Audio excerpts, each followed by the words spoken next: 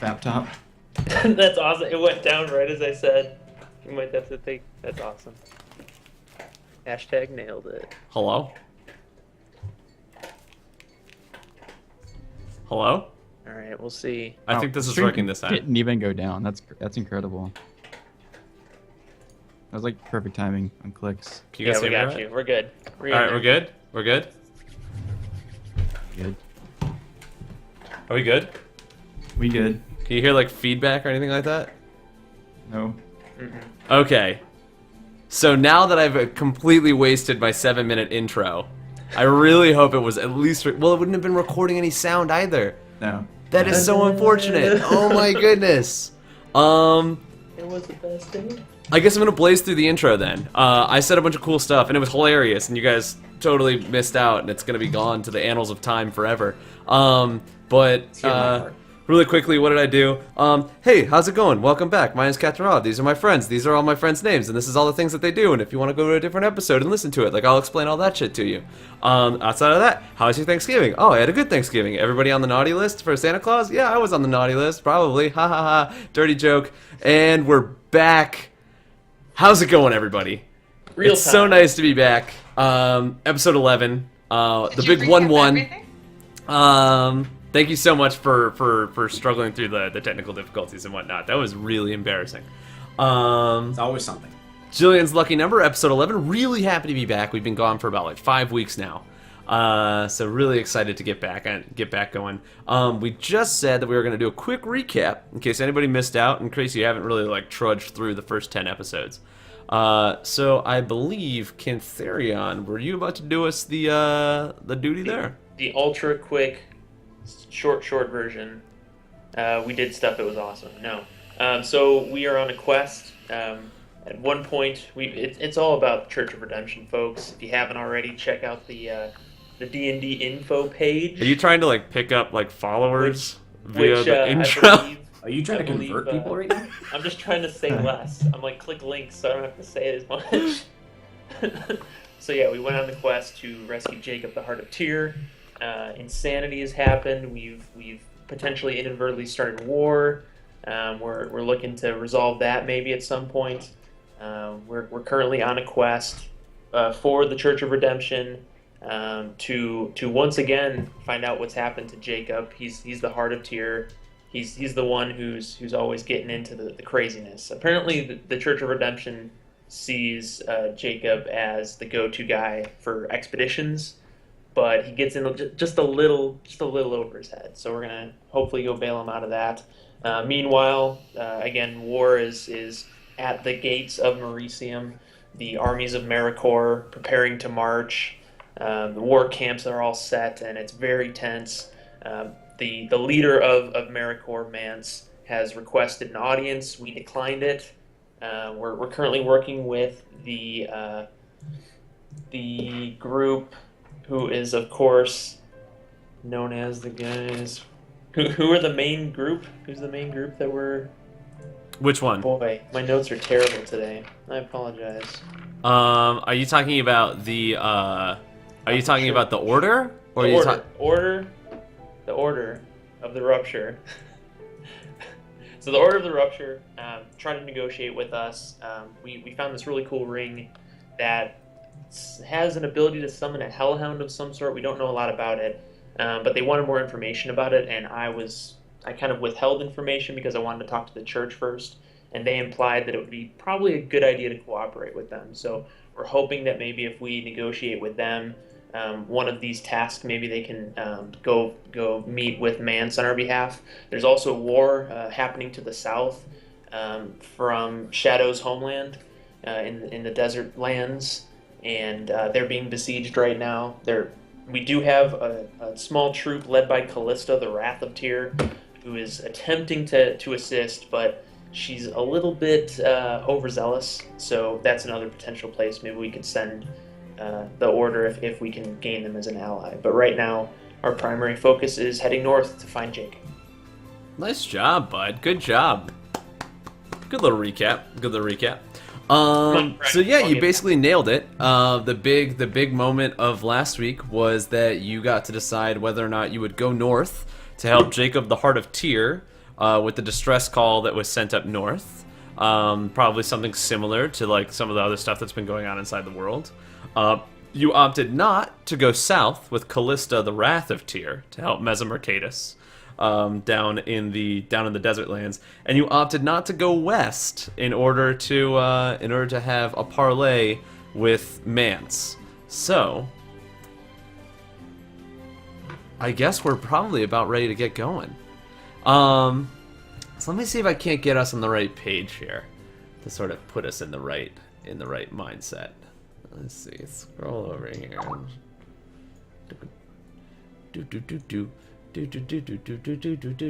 I tried to add like a little bit new music to the rotation so that way we're not listening to the same music over and over again.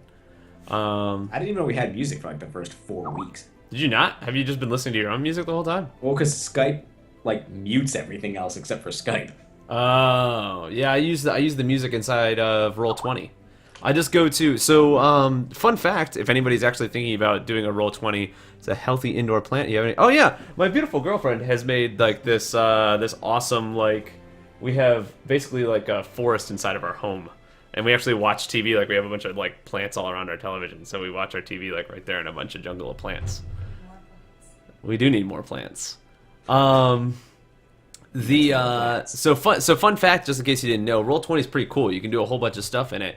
But I use an app called 8Tracks, which is like a free website that you can go to, and you can put in a bunch of like keywords and stuff like that, and it'll punch out playlists that people have made. And if you find anything that is on what's the word that I'm looking for? It's not YouTube. What's the one that's not YouTube? It's SoundCloud. Break. Anything that's on SoundCloud. YouPorn. There you go. Yeah, anything that's on there, you can put into Roll20, and you can use it as like music. So I'll normally like hang out on 8Tracks and pick up a bunch of tracks by punching in like Hans Zimmer epic instrumental, and then I just rip tracks off of there from SoundCloud and put it on. So yeah. So when we last left off, you guys were in Mauritium. I guess I'm gonna just sort of like go right into it. It's the winter months. Things have began to get colder and colder on Oberon. You can feel like a chill in the air slowly creeping into each of the homes. People have begun lighting their fires to keep themselves warm at night, and you can already tell that where you're going will be covered in snow. The town still has, or I'm sorry, the city still has the gloom that lays over it like a thick blanket. I describe it as sort of like the fear. Imagine the Cold War. Imagine what people thought about during the Cold War. You know, there's not full-blown war going on, but there's this constant fear and what if going around inside of everyone's minds. So although blood has not been shed, people are still scared. You've been staying in Mauritium for maybe about a week now. Enough time to sort of heal all of your wounds. And gather up any sort of resources that you might want to gather before you leave. The Church of Redemption has given you, a little bit of supplies as far as food and water and things like that go. Cantharion, your armor, which is new, your brand new armor that they gave you, no cool stat bonuses or anything. It just looks fucking neat. They have sort of like painted it in this. To some people you would think it's magic oil, but it's really just not magic. It's just an oil that stops it from freezing. So like when you touch it with your hand, if it were like frozen cold, your skin wouldn't stick to it. Is the idea. So they've sort of like glossed you up in like this stuff to prepare you to go out. It's hard to get off. So it's probably going to take like an intense polish whenever you come back to get that off. It doesn't really change it all that much, but you can tell that there's like a little shimmer to it. What is everybody else doing in the time? So you've been here for about a week. I will also say that Grisham, as far as you've seen, you have not noticed a sign of Handsome Ned inside of the town. So if you had sort of like this feeling that maybe he was there before, you're beginning to gather that perhaps he got out of town as well. All right. He's like noted. Noted. Well, I want to meet up. I want to try to arrange another. So before I do that, I want to talk to the group about my potential idea. So like at a time when we're all kind of gathered. Okay. They've given you housing inside of the Church of Redemption, or no? They've like sort of rented out like a little like a small inn outside of the Church of Redemption that you all have been staying in. After they had given you the contract, they sort of said like, you know, you can have like a week's worth of time to prepare yourself before you go, knowing that this journey may be long. You may not be returning to Mauritium soon, and when you return, you may not be the same as when you left. Maybe I could. Well, I don't know if we want to, for brevity's sake, kind of just say I did it, but like I could do kind of like a one-on-one conversation with everyone where I kind of get, because I want to get everyone's opinion on this idea. Go ahead. I think it's a better I think it's a good conversation for you guys to have as players, but I also think it's a good conversation for you guys to have in character if it's something that you think is important. You know, anytime that you feel it's cool to interact in character, that's good for you, because I'm going to give you additional experience for playing your character and like, you know, sort of getting into it. And also it just makes it a little bit more fun, because then people get to watch you be you. You know, you get to be like that cool person, because I get to be a bunch of cool people, and you're going to meet a bunch of cool people, so I'm not too worried about me. Right. Yeah, I'm going to leave that up to you. Yeah, I mean, I'll try not to Shanghai it too much. But yeah, I just want to like, let's start out with Vincent, and I'll just let you said like the dwellings are all kind of like they're individual dwellings. But I it's all imagine kind of it's the like same area. one large. It's almost like a dormitory, but without any of the walls. You know, so like it's like a giant open room with like different lofts that you can go to. So there's like some beds that are all down on the bottom floor, but then some beds are like sort of bunk beds up in like a loft area. So you have some privacy, but you don't have the privacy of like closing a door and like hiding yourself like in a closed off room or anything like that. You know what I mean? Yeah. Okay. Yeah. Because nothing I'm trying to say is like secret. I just want to like one-on-one. That's perfect. So You like, can do it with the whole group, or you can do it one-on-one. It's totally up to you. yeah. I mean, if it's easy to like just coordinate that where it's like everyone's in the same room. Let's just do that. Yeah, is everyone okay with being in the same room while Yeah. having Just this like, conversation? and it doesn't have to be like the last day. It could be like a couple days in or whatever. I don't want to be in the same room with these people. That's fair. Okay. Everyone does Fine understand. with me. So what day is it that you're having this conversation? Because you stay. I will say you stay in Mauritium for a week. Yeah, if we do like just like a midweek day, like a All right, so like a Wednesday, yeah, like 3 days in yeah, like after you've gotten the contract. kind of gotten like our main supplies, maybe still gathering up some stuff. Gather everyone, and I still have the ring, right? I believe. I couldn't take it off. Landon Oh, has that's to right, yeah, Yes. take it off. I'm sorry. Vincent put on the ring, and then he lied to everybody and told everybody that he couldn't take it off when he could, in fact, take it off. That was huge. And he has convinced everyone in the party that he cannot take it off. That's Except true. for me. I Except was for not Venator, but he convinced, didn't but say I it. played. Oh, I played along with. Venator played along with it, but Venator is not convinced that he can't take it off. Grisham's not convinced that he can't cut the finger off.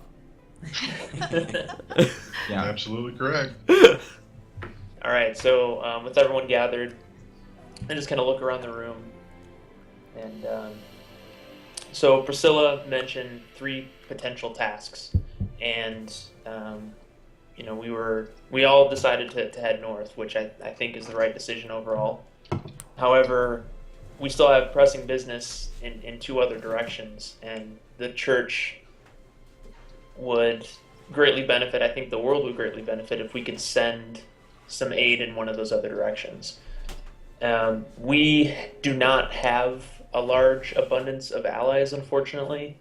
We haven't made friends along the way, but we do have a potential resource in the Order. And we know that Ulrich is interested in Vincent's current jewelry. So I propose that we go to them and see if they can potentially send aid in one of those other directions. And you've taken into consideration that any deals you make with these people is going to come in at a steep price, correct? I think You know it that to be true. I think that we have to be careful. I think that even when questioned about it, even Priscilla was unsure as to what their motives are or what their purpose really is. So I know we need to be careful, but at the same time, Shadow's homeland is under attack and war is on our doorstep. So either one of those causes being aided in any way would seem to be greatly beneficial. Well, personally, I'll trust your judgment with whatever you decide, but I think you should just be well aware and well prepared to take on the consequences and not hide under the skirts of your church when it all comes back down in your head, if that happens.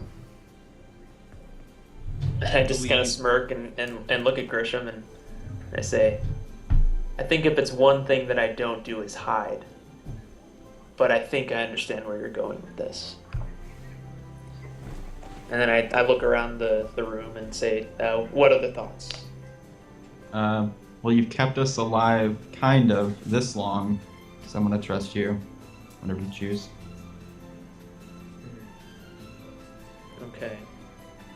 And secondarily, would you want to come along to such a meeting Yes. to show Ulrich that we do indeed have this item? Yeah, I'm going to take a gulp, and then do it, yeah. Okay. You can see when you take the gulp, you see like almost like a cartoony, like large lump in your throat that's like. Yeah. And I look around again and I say, and that's I'm not sure if that would be wise or not. Again, we don't want to play our hand too far, but he made it very clear that we could have a potential ally or a potential enemy depending on how we handle things. And I feel like if we leave it where we left it, we have another fairly firm enemy. He seemed to know most of it anyway. But those were my thoughts on it. And I look to Shadow, and I say, again, it's your people in a plight, and I think of the two causes, again, not knowing the Order's true purpose or what they're about, I think of the two causes, yours could be the most helped, only because it's warfare, whereas we don't know if this group is involved in this war, what their stake in it is, as far as to the west. But to the south, I would assume they have no dealings. Shadow, exactly what is it that your people are asking for anyway? They're fighting against the Latotans, the lizard people who came from ground. They need support. They're struggling. There's just too many of them. The conflict has been going on ever since the rupture, honestly, but it's gotten worse of later years. There's just lots of bloodshed. It's war. So you're asking for supplies? They're asking for troops? They're asking Troops. What are they? Yes, Ah. and everything that could be spared. I was just curious. I wasn't completely up to, I didn't know all the details of the situation. Yeah, the outlying villages have all come in towards the capital, and so it's made a lot of suffering to our poor farmers and those who made their trades elsewhere. Our supplies are dwindling. Well, as long as you don't mind getting, that order propaganda. Yeah, I don't know how far their reach stretches. I know it's probably as far, if not further, than the Church of Redemption. Is there a holding of the Order in that area? Not particularly. I'm not very familiar with them, actually. Again, that's why I think logically that's the cause that we could perhaps get them to agree to. Whatever, we do not know what price they may ask, but at least we could assure some sort of assistance, even if it was just, a few squadrons of troops, or maybe 30 days of supplies. Whatever we could get them to agree to, I think would be of assistance. For them to proselytize and have missionaries in my country? We'd have to find out. I again, not knowing what their desires are, it's difficult to say what the price would be. And of course, I wouldn't ask your people to pay that price. I would, Well, as a representative of the truly, church. it would be a small price to pay, and as their emissary, I would speak for them. And I can assure you that I don't think that they would ever turn them from Akfa or the Seven, but whatever. I just kind of nod and I say, well, I can tell you that the church is certainly, as a bit of an emissary myself, though not in an official capacity, I could say that the church would be glad to at least shoulder some of that responsibility, and we wouldn't ask a war-torn people to pay further costs. And then I look over to Venator. I say, how about you? Any thoughts or anything you want to weigh in on? These concerns are not mine, nor do I care for this order. I don't trust them at all, but the fact that they know each and every one of us, having not met them, I suppose our fate is in their hands. I trust that you'll make a more intelligent decision than in the last town we were in. Well, it could possibly, give us more insight into their designs if they are actively engaged in supposedly sending aid or helping. If we see how they handle that, then perhaps we'll learn more about what they're after. I just know that in action with them, again, we know we've already angered a powerful man and a powerful force. And inaction also to the south means that things get no better for Shadow's people. I still So- feel that the most urgent of our missions would, of course, be to help Jacob with the beast. I don't know what to call it. Oh, I agree. Yeah, I would still want to head north. Because I find that to be the greater threat to the entire world. I We're feel dealing there's with something very something- wrong there. Something magical, something not of the mundane, and something that none of us understand, nor do. All of our civil wars are trivial in comparison. Although a war between Maricor and Mauricium would be a bit bigger than a civil war. Yes, it would be disastrous. I just don't know if sending anyone that way would be of any assistance. Again, I don't know what the Order's role is in this whole battle. Rob, when we were walking through those camps, I know that we caught some banners from the Church of Redemption. We saw some folks worshiping. Did we see markings of the Order, like their war tents and things like that? There were, so the Order is not made up of military combatants. They're not like a mercenary group. They're kind of like a church and they're kind of not a church, in that they don't worship a god, but they're sort of like that sort of gathering where they promise to help people that are in need, and they give people what's the word that I'm looking for? Comfort. Like they promise that they will protect you, and they promise that they understand the way that the world works. And so they say allow us to help you, let us in, and we will make sure that you're safe. Or we will make sure that you understand, the way that the world is, or we will warn you if anything is bad is to happen. Without going into too much detail, the Order sprouted up right after the rupture because a guy said that he knew that it was going to happen. and then it happened. And so then in this weird, like, sort of chaotic mess where there was this power vacuum, the Order rose up and then gathered a following really quick. Because when everybody was very scared and didn't understand what was going on, and all of a sudden magic comes back into this universe, they need someone to turn to, and they turn to the guy who said, I knew it was going to happen, and I promise you I can make sure that you're safe. And so then people started following them. So they don't have like a military following, but they do have very deep ties to a lot of different factions. So it wouldn't be a surprise if they could turn to somebody and get military assistance. Like But some sort of, like, they mercenary- themselves are not mercenaries or anything like Okay.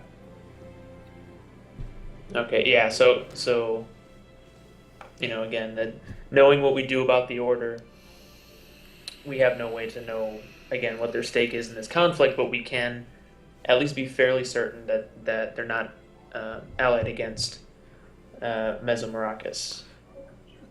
They're very enigmatic, and so it's very hard to tell where they will or where they do or do not lie. They sort of stay. They just don't have like a public face there, is all we know for sure. Yeah, exactly. Okay. All right, thank you. So again, we don't know what their purpose is, but I would feel more comfortable if we were to ask them for assistance that we send them south as opposed to west. But again, if anyone thinks to the contrary or has suggestions otherwise, I'm open. Set the meeting. All right. Just So- look around, nod, like make eye contact, and kind of do the nod to everyone. Make sure I get that nod back. Venator's just like, Stoic. yep, I meet your eyes. yeah. I just shrug. I go with it. Like, all right, I'll try to get in contact with Ulrich again. So are all of you going together? I think so. Yeah, I mean, for sure, we might as well all go. I mean, they know us all at this point. So I'll ask that before we go and saying, would everyone come along to that meeting? Yeah, I'm gonna like grip my hand. Yeah. Makes no difference to me. I mean, I don't know that I would be any use at the meeting, but if you wish me to come along, I'll go. Of course I'll be there. They seem to know who I am, so I'll go. All right. All right. So, it is the third day that you've had this conversation. You walk out into the city streets. The city streets again appear as if there's not a whole lot going on there. There's a few people that are sort of interacting with different merchants and whatnot, but for the most part, it's sort of been picked up and taken out to the encampments that are outside, sort of like preparing for what could possibly be a war. As you're walking through the streets, you start to hear these conversations that people are having. Every once in a while, there's a whisper, a whisper that, are we truly safe here? Is it time to go home? You hear a conversation between a husband and a wife where the husband is saying, if we leave now, we might be able to make it up north. And then the wife's saying, I don't think that we could survive that cold. We're just not ready for it. As you continue walking, you hear more conversations. There's these two women who are gossiping with one another, and the one woman turns to the other and says, like, did you hear the types of things that are happening down south? They say Mesomarcatus has gone to war as well. And then the other woman says, yes, well, I heard the church sent Callista, and if I were those lizard folk, I wouldn't want to be them right now. There's all of these sort of rumors spiraling around in the world. You make it to the large cathedral that or almost like a cathedral. It's not a cathedral. Again, I can't emphasize this enough. They're not a church. They don't worship a god. But it looks like a cathedral because it's like covered in stained glass and it's very ornate. You reach that building again, and as you go up, you find that there are two guards that stop you. The one guard looks to you and he says, "You look familiar. I think I've seen you before." I do my little A little salute. He does not So, yes. salute you back. He is not a member of the church. I know. I'm just, again, it's all recognition. It's all the brand, all right. It's a brand, It's all a right. brand. It's the Coca-Cola. Like, yeah, do the do, yeah. So I just say, of course, we've met previously. I'm Cantherion, Might of Tyr, Savior of Farendale, Dragon Slayer, and Foe of Fiends. We at one point were meeting with Ulrich, and he advised us that if we had any further business to discuss, we should make our way back. He looks at you and he says, the Grand Arbiter, but he only takes meetings upon invitation, and I don't think you have one. I just shrug and I say, he made it very clear that if we wish to do dealings with him, we should find him. Perhaps he left some instructions or notes in his stead. He turns to the other guy and he starts to whisper, and they both sort of look over your group together. The second man chimes up, and he says, I can take you inside, but it's unlikely that you'll get to meet with the Grand Arbiter. Perhaps we can find you a High Brother of sorts. Will that do?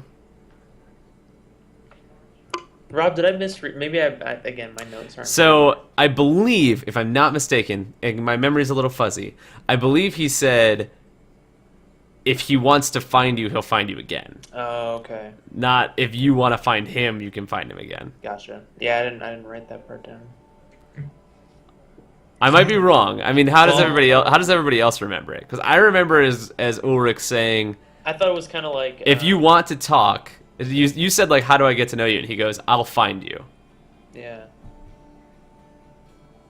I think. I'll lean over at Cantherion, kind of quietly whisper, why don't you just talk to the higher up guy that you can talk to, and then just leave him some kind of written missive that can possibly be given to the Arbiter later. Tell him we'll be leaving in like 3 days or however long it's going to be. If he'd like to contact us, then negotiate or further our discussions, we'd be willing after thinking it over. So meet with this gentleman first and see, and then leave a note if necessary. That's the only thing I can think of. I mean, if we press the matter, we're going to piss people off. We could ask to talk to a supervisor. Yeah, I want to talk to your manager. I'll look back at the guard and just say, "Hi, brother, would be most helpful. Thank you." So they nod. They look at you once again, and say, "All right." The doors swing open, and you go back into that sort of like large ornate chamber that you had seen before. Everybody who was watching the stream got to see me actually make this fast edit, and I have edited out Grand Arbiter Grand Arbiter Ulrich, and entered another human being into the mix. You walk forward and find yourselves sort of in the same chamber that you were in before, with two guards sitting here. It's covered in sort of reds and oranges, and has like the ornate stained glass everywhere. Standing at the other end is a much younger gentleman. He goes by the name of High Brother Jaden. Jaden looks to you and says, I heard that you had word to give to the Grand Arbiter, and I'm here to discuss anything that it is that you'd like. What can I help you with? I just nod and I say, the Grand Arbiter seemed very interested in some information we had about a potentially unique item, and he seemed interested in us offering up any information we may have, insinuating that perhaps we could come to some sort of mutual agreement over said information. The man laughs. He says, well, that's not to say that that's bizarre. The Grand Arbiter is always interested in interesting items. What sort of thing did you have in mind? I'll motion to Vincent. And I'll just say, it seems to be some sort of a magical artifact, an item that we do not truly understand as of yet. He looks at you and sort of shakes his head a little bit, and he says, I'm sorry, Paladin, you must be mistaken. This is not a magical artifact. This is a gnome. I look at him weird, and I look back at Vincent, and of course, and then I motion to Vincent to like, Yeah, be show him like, the ring. Yeah. You like show him the ring? Mm-hmm. He looks at the ring and says, well, that does seem interesting. As to what the Grand Arbiter could be interested in, I do not know. Would you mind if I see it? Could I hold it for a second? Unfortunately, no. It seems to be fused to my friend's hand. We have not gotten so desperate yet as to remove his digit by force. However, he's unable to remove it. He turns to Vincent and says, "Is this true? Are you unable to remove the ring?" I'm gonna try to take it off, like I did before. And I have to roll for that, actually. Yeah, you're gonna right? try and do a performance to see if you can like pretend no, not let's to not take do it off. that. I'll be like, yeah, it doesn't come off. Okay, I'm gonna go ahead and say do a persuasion a deception roll God. to convince him that it doesn't come off. This is gonna be really bad. All right. Where's your charisma? Come on. 7. Wait, that was Kids. performance. Oh, No, you're not doing a performance if you're just saying that you're gonna take it off. If you're saying you're gonna take it off, that's deception. Oh, okay. Then Performance is if you're like, oh, see, it doesn't come Yeah, off. See? I'm gonna just say, yeah, it doesn't come off. I'm just gonna tell him that it does not. All right, then you have to roll a deception roll because you're lying right now. All right. All right, that's a 6. He gets advantage, right? Things are looking worse for you, Vincent. The man looks at you confused and he says, "Please, gnome, I'm not playing games. Let me see the ring." Oh God. Does anybody else Everyone when he would hate me if I rolls did that when he did that? Did anybody else feel like he's lying, or are you all convinced that it doesn't come off? I I know. was convinced. Okay, wait. I got it. How did we activate the ring again? It was How like was it activated. Is it just like me thinking of it or something? yeah, you just sort of like I don't know. It's like how do you like shoot a fireball? There's some Like wild you just magic. like you like, bleh, and like Okay. you just do it. I don't know if this is gonna require a roll or anything, but I'm just am I gonna I'm gonna start walking towards him. And I'm gonna trip and like fall on the ground and like shoot it off. So you're gonna Frodo. Oh, so I'm you're gonna, gonna like, like just initiate trip it. and be like, oh my goodness, it just fell off. Like I couldn't no, take no, it I'm off gonna make before, it- but now it just came off. No, like I'm gonna use the ring, like Gonna To activate summon it. the giant fire beast in the middle but of it's this. gonna look like an accident, right? 'Cause In I'm the following him. order. You're gonna do this in. Yeah. What? Like, why not, man? Like, all right. Do it. It's called a Yeah, save. I'm gonna do it like it's an accident. Saving I'm not just gonna face. be like, hey man, this is what happens when you mess with me. I'm just gonna like walk over to him and then like trip over my shoe or something, and then You like saw what you rolled for your last performance, Jack, right? yeah. You do what you gotta do. You do what you gotta do. All he has to do is trip. Okay, so let me Yeah, understand that's this very true. correctly. You're going Won't hurt. to He's pretty close to the ground anyway. you're gonna do a performance to try and trip yourself, and then you're going to activate the ring and let out the beast inside of this room. Yes. So okay, can I? When he's doing the like, the other guy's like, come on, take it off. I'm just like, no, seriously, he can't. That would be like I could say like, yeah, here you try, you know. Oh, and you I'm want him to saying take it that. I off. say that to him. I say, no, seriously, he can't remove it. Yeah. And I was gonna say, well, will you try? I was gonna walk over to the dude, Okay. trip halfway there, Okay. make it look like an accident, like a misfire gun, Okay. All right. If that's what you want to do. I mean, he's already done a it. pawn. There's nothing like I can't Yeah. wreck on that, Okay. So I can't believe you're doing this. I can't- All right, so Fine, I you gotta throw it for a loop, you know? yeah. So you walk forward. Go ahead and do a performance check to make sure. I don't even know if anyone's gonna be alive in this room after this, so it's not like it matters if you're bad at it.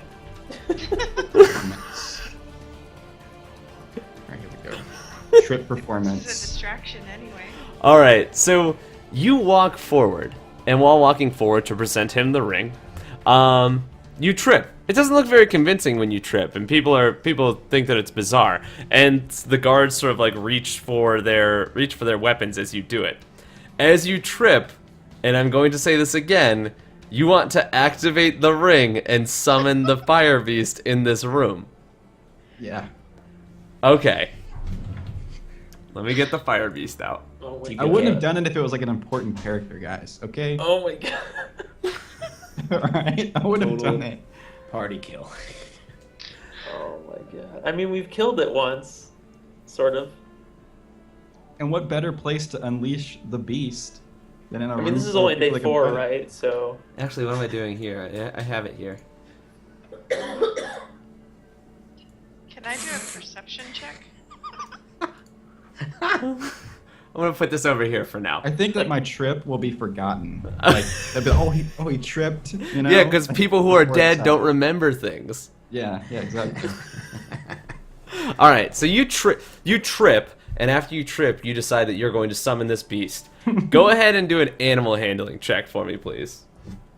Oh, okay. Oh man, so many rolls.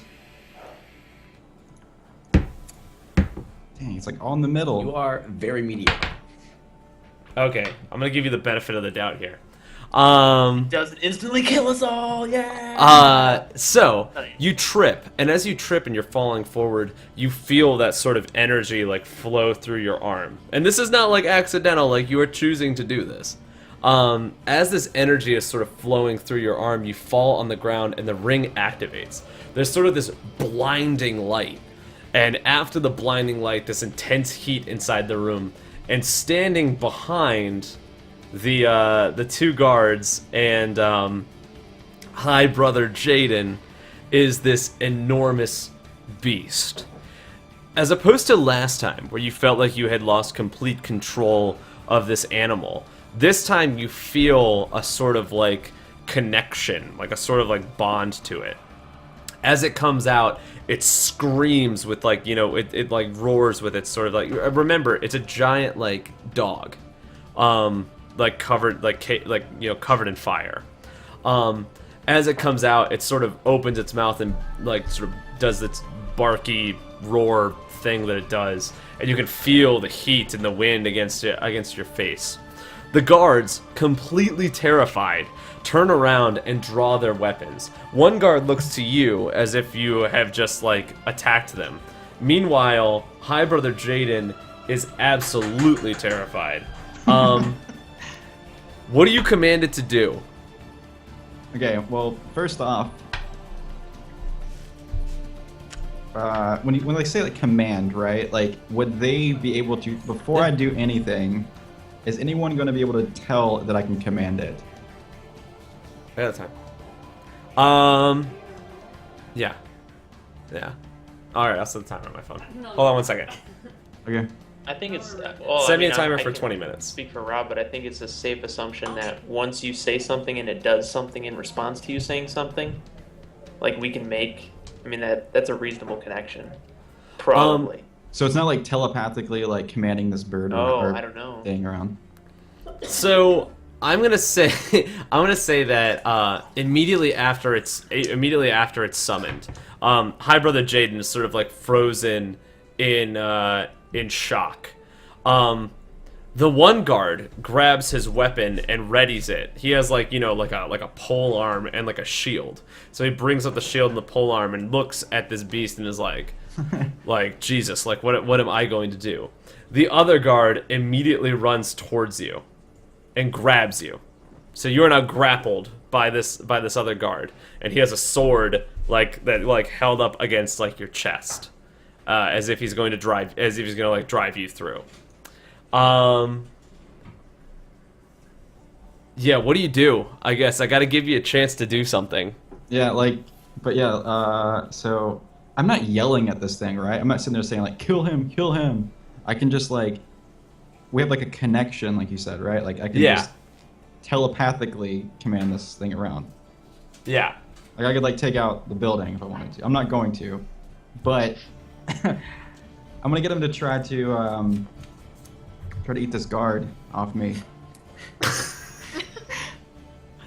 If I hit him, he's just gonna come back and it's gonna look like me. We just eat him. Okay, now I gotta give the guards health. Okay. Now you're gonna fight him? But, Okay, but whenever Jesus. he's coming to eat the guard, I want to make it seem like I don't want to get hurt too. You know, like I'm scared of it as well. Like it's. So you're gonna do trying to another perform this performance to crazy- pretend like, or are you One more pretending like you're scared, performance. or are you legitimately scared? I'm scared. Yeah. Okay. I would be scared in that situation if it happened.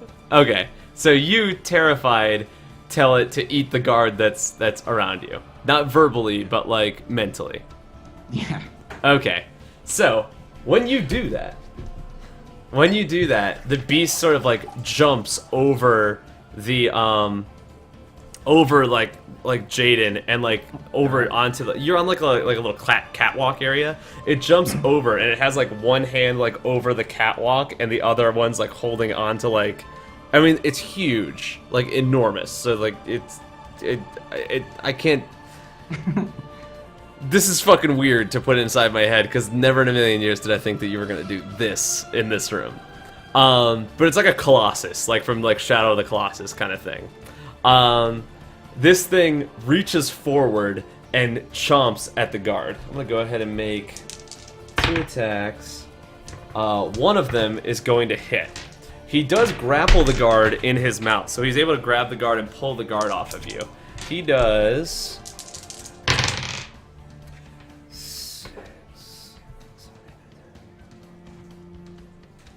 He does 20 points of damage to the guard.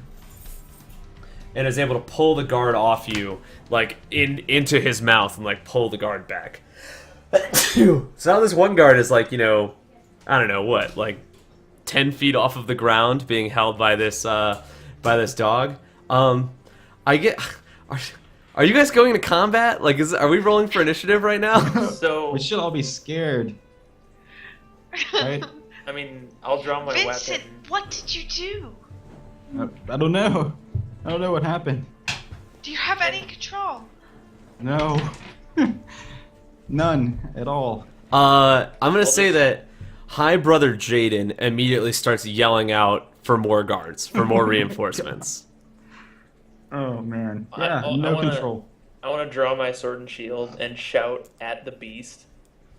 Bring us Theodore! Bring him back now! God. Yeah. Yeah, I'm gonna like scurry away from it. Like I'm scared. Can you try to unsummon it? Anything? What did you I'll try do? to like How did rub it? the ring or something. Well, Oh, you're what's trying on to- the guard. You're trying to unsummon it now? Well, it's kind of cool to have it out. I mean, but yeah, I'm not, backing away. This is scary, man. Like I didn't mean to do this, but I really He did. regrets yeah. everything. Yeah. I guess I need you guys to, I need to know what you guys are doing next. You know? Are you Oh, yeah, staying yeah. here? Are you running away? Are you going into combat? So what you know right now is that High Brother Jaden is yelling for more guards. He's yelling for more reinforcements. The beast now has one guard in its mouth, and the other one is just sort of sitting there with its shield up towards this giant fiery demon thing. Vincent, can you talk to it? Maybe you can talk it down and stop it. All right, I'm gonna yell to stop. As you Once I yell put him stop, down. it's sort of like, it turns its head to you, looking directly at you, into your eyes, and then releases the guard onto the ground. As the guard, like, slams into the ground, he falls, like, 15 feet, and as he slams into the ground, you can see, like a tiny, like, bits of blood that are left on the ground. It looks to you, and then back at the guards, and then sort of just stays where it is, like, perched on that perch. All right, I'm gonna Oh. try to walk up to it. Wait, what's Camp doing? I was just gonna say I want to sheathe my sword and put my hand up towards Brother Jaden and just say, "Hold! He seems to have the beast under control." I don't think this is going to work for you. You're Well, gonna yell have it. to make a hell of a persuasion roll at this point. This is like the red. This is like the red part of Fallout, like where you like, I want more caps, and it's like, no, Yeah. I don't think you can get more than this. I did not put enough. Nat 20 that shit. But Yeah, you right. guys, okay. So I'm gonna walk slowly towards the beast, and like with my hand out, you know, like a bear's attacking you, right? And then you just like kind of go up to the bear and like try to like calm it or whatever. I'm gonna try to like calm it, like put my hand out. It appears calm as you sort of like walk closer to it. So as if it's not afraid of you.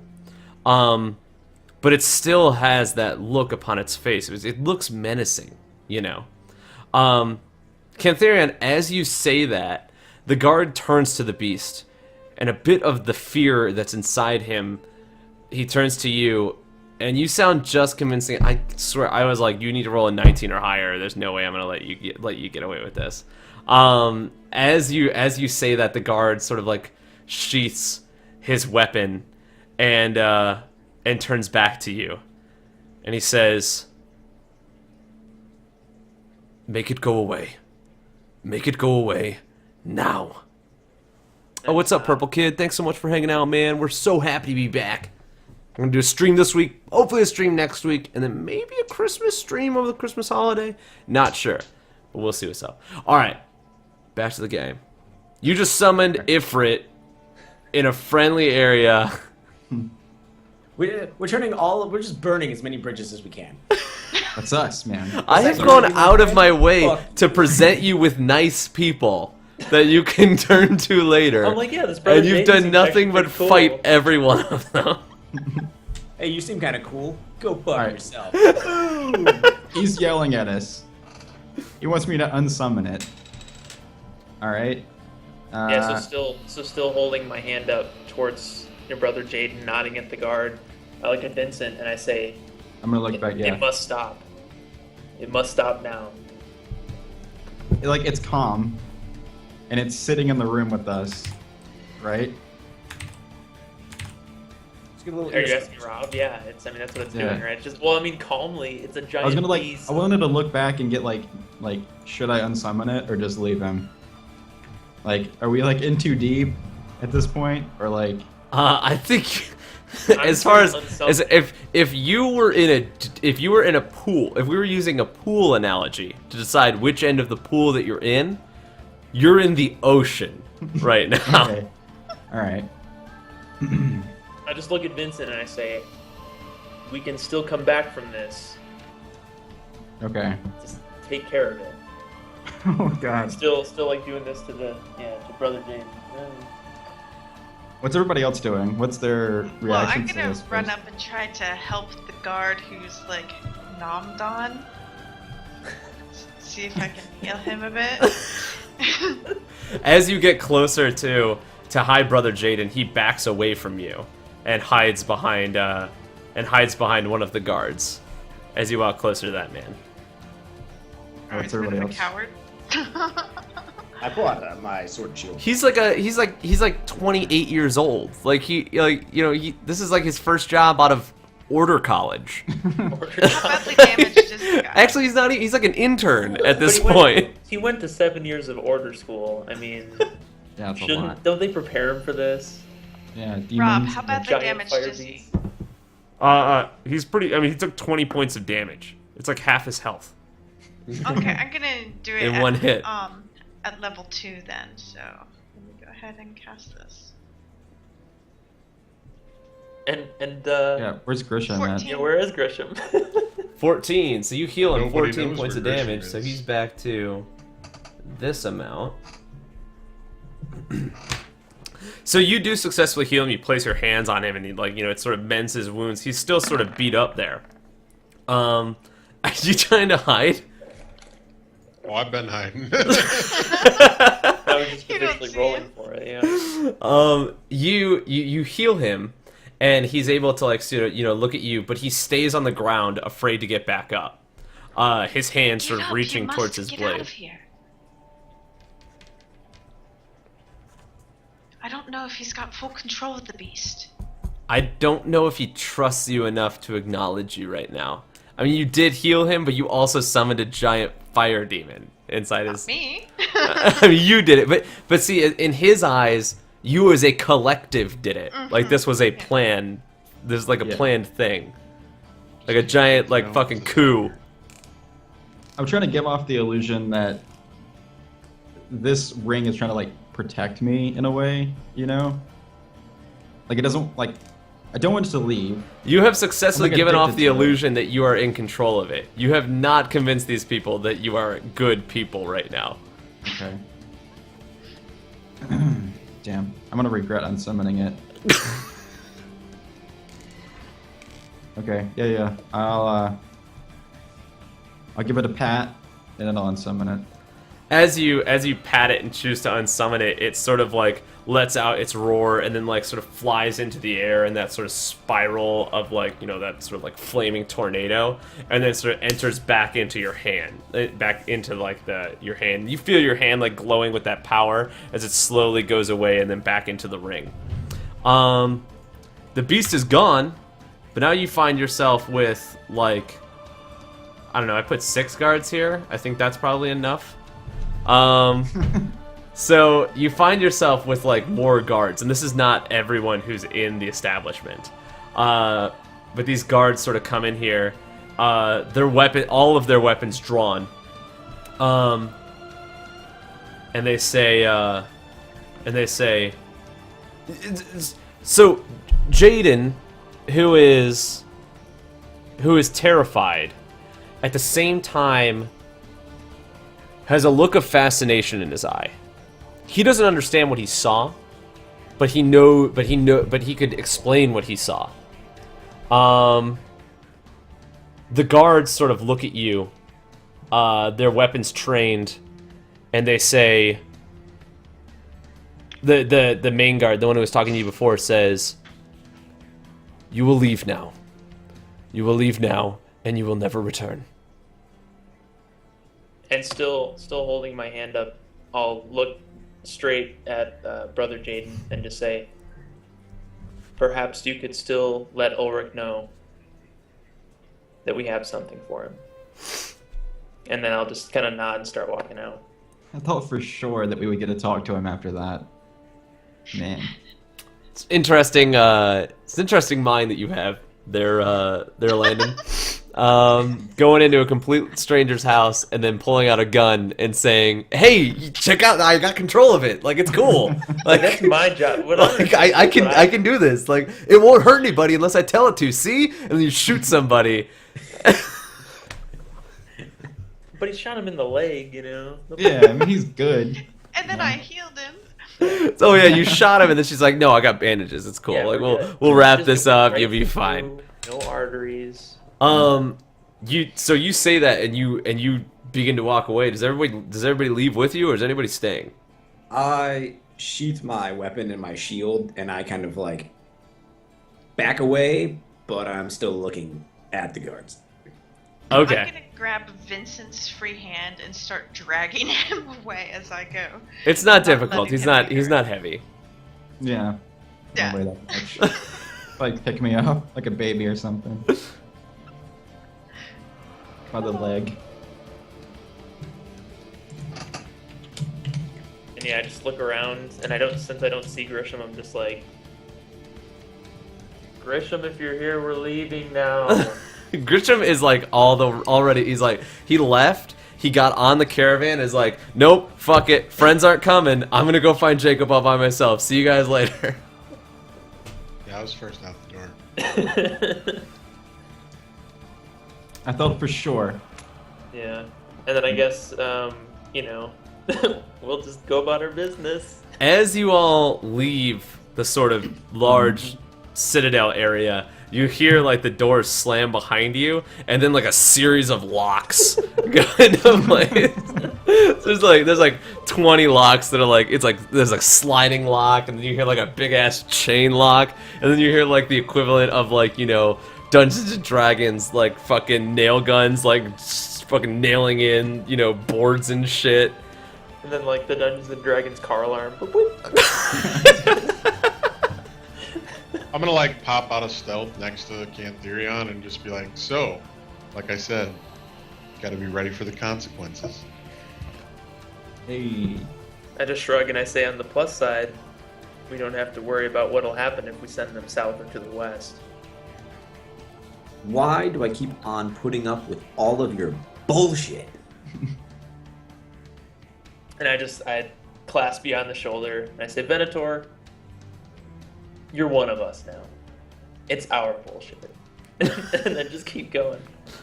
I shrug it off.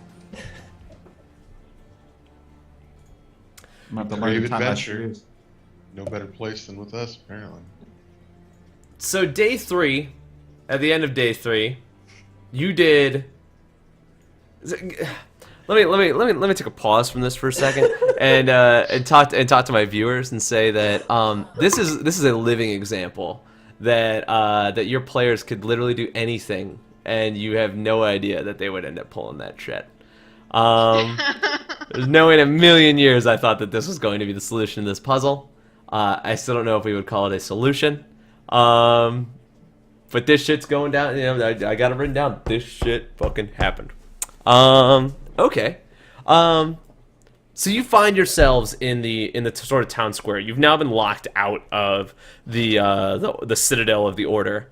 And you have 4 more days to prepare before your journey up north.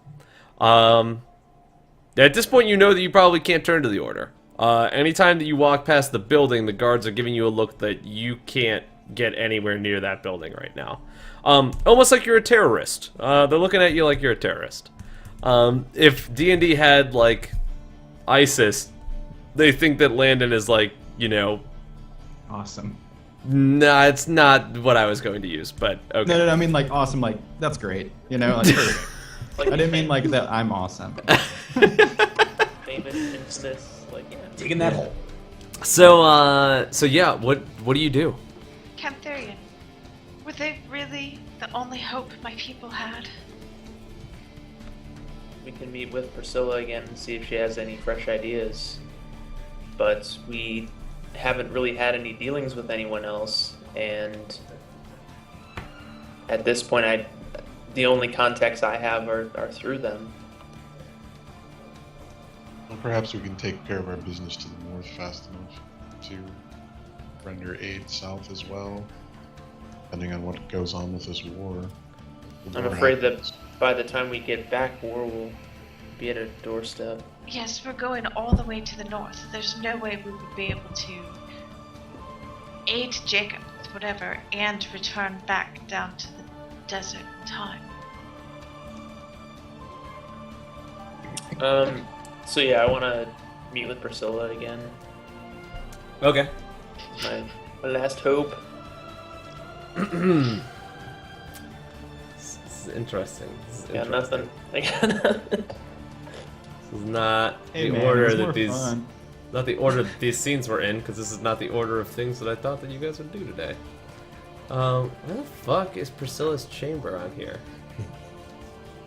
Heyo. Is it this one? What is this? No, No, it's not that one. it's the one with the big war table. Wait, you can see all of these? No, I just remember. No, it. we just know what it looks like. Yeah, I know what it looks like too. I can't find it on here. Hold on. I'm looking for it. Well, you can see it in the stream. Oh, I don't get it. I just remember. Your timer is minutes. up. Yep. Job's done. Nailed it. Work. Work. Gosh, I want some of that stew. Yeah, I know. It's gonna be delicious. Oh man, why gotta remind me? You got one person talking about pecan pie, another person talking about lamb stew. Pecan pie. We have duck at work, side note. We have duck that they're cooking at work.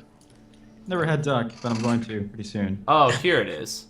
It does not look I've had that before. the thing that the tile that they use is the preview for it does not look a thing like the actual room looks like. Okay, I found the room. Let me line this up so the stream can actually see it. Well, at least we know we have this awesome thing in the party now. So you find yourselves in Priscilla's chamber. Who is not here? Venator is not here. I think somebody's gonna get a talking to about his party members. When did you go here? So this was the. I mean, Days. Was this like the next day? Was this immediately after? I think it's the we're day. on day I think 3. it's the same day that it all happened. You If we enter. had time for it, otherwise the next day. You enter Priscilla's chamber, and she looks at you with a look of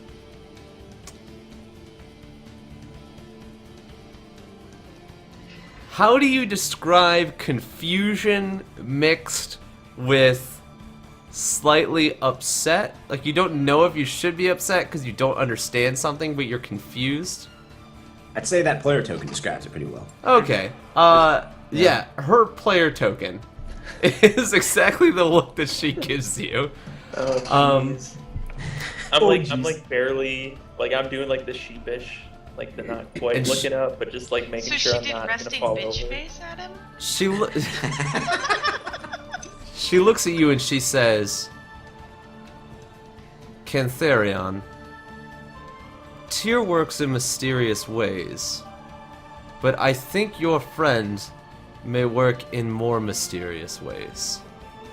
What exactly was it that you hoped to fulfill by going there and releasing that beast?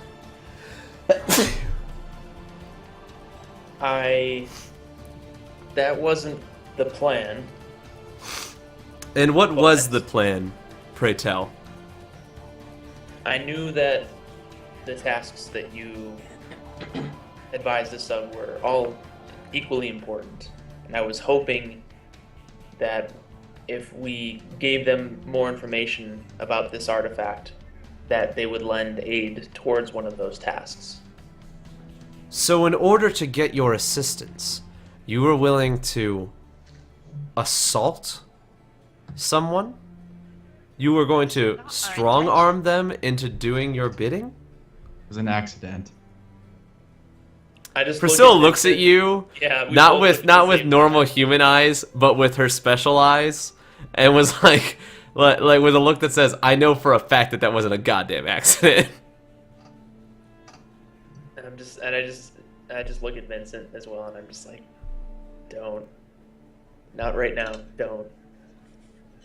And I look back at Priscilla and I say, on the plus side, we have gleaned more information about the artifact than we had previously. And on the minus side, you have revealed all of that, what the artifact can do, to the Order. And now not only do they know what it can do, they know that you have it, and they know who has it. Then perhaps this will help us reveal their intentions. I don't think this was the best way to do that. I agree with that, but it is done, and at this point we can at least hopefully take something from it.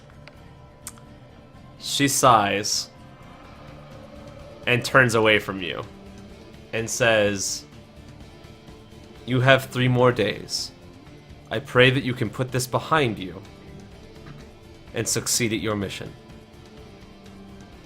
Any more information on any potential contacts within the walls of Mauricium? Any traveling parties, any roaming bands that could render any sort of aid in any of our tasks? She sort of raises her hands and says, the Church of Redemption is spread thin, like butter across too much toast. You ask for me to send more people.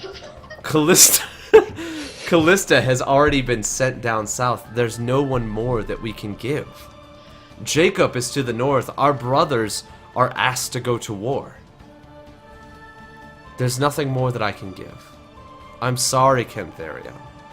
I had hopes that perhaps you would find someone that you can turn to. I did not want it to turn to this. I just nod and again, sort of kind of half looking down. to say my dealings with the citizens of Oberon have not been what I expected, and while I have learned much, unfortunately we haven't gathered any sort of allies or people that call us friends. She sighs. Then I'm afraid Callista will have to do. And I start to kind of like turn away and then turn back and raise my head fully up and just say, I'm sorry if I've put the church in a terrible position. You know I only have Tyr's best interests at heart. She raises her hand as you say it and says, "Do not apologize. I know your intentions. However, I must say, I am disappointed." I do the salute and I head out. She sort of gives you a salute, but you can tell that she half-assed it. She's just like, She's This like is the one a worst little time. like. you're right.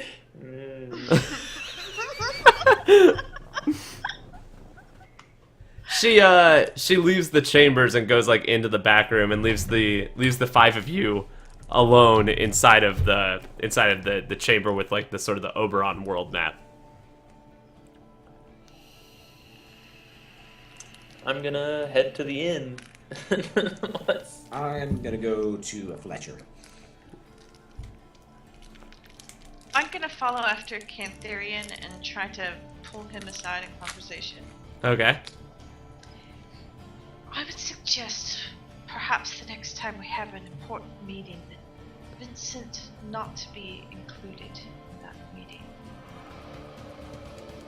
I just kind of shake my head and I say, I really thought it was for the best. I really thought I don't having think him diplomacy there- is his strong point.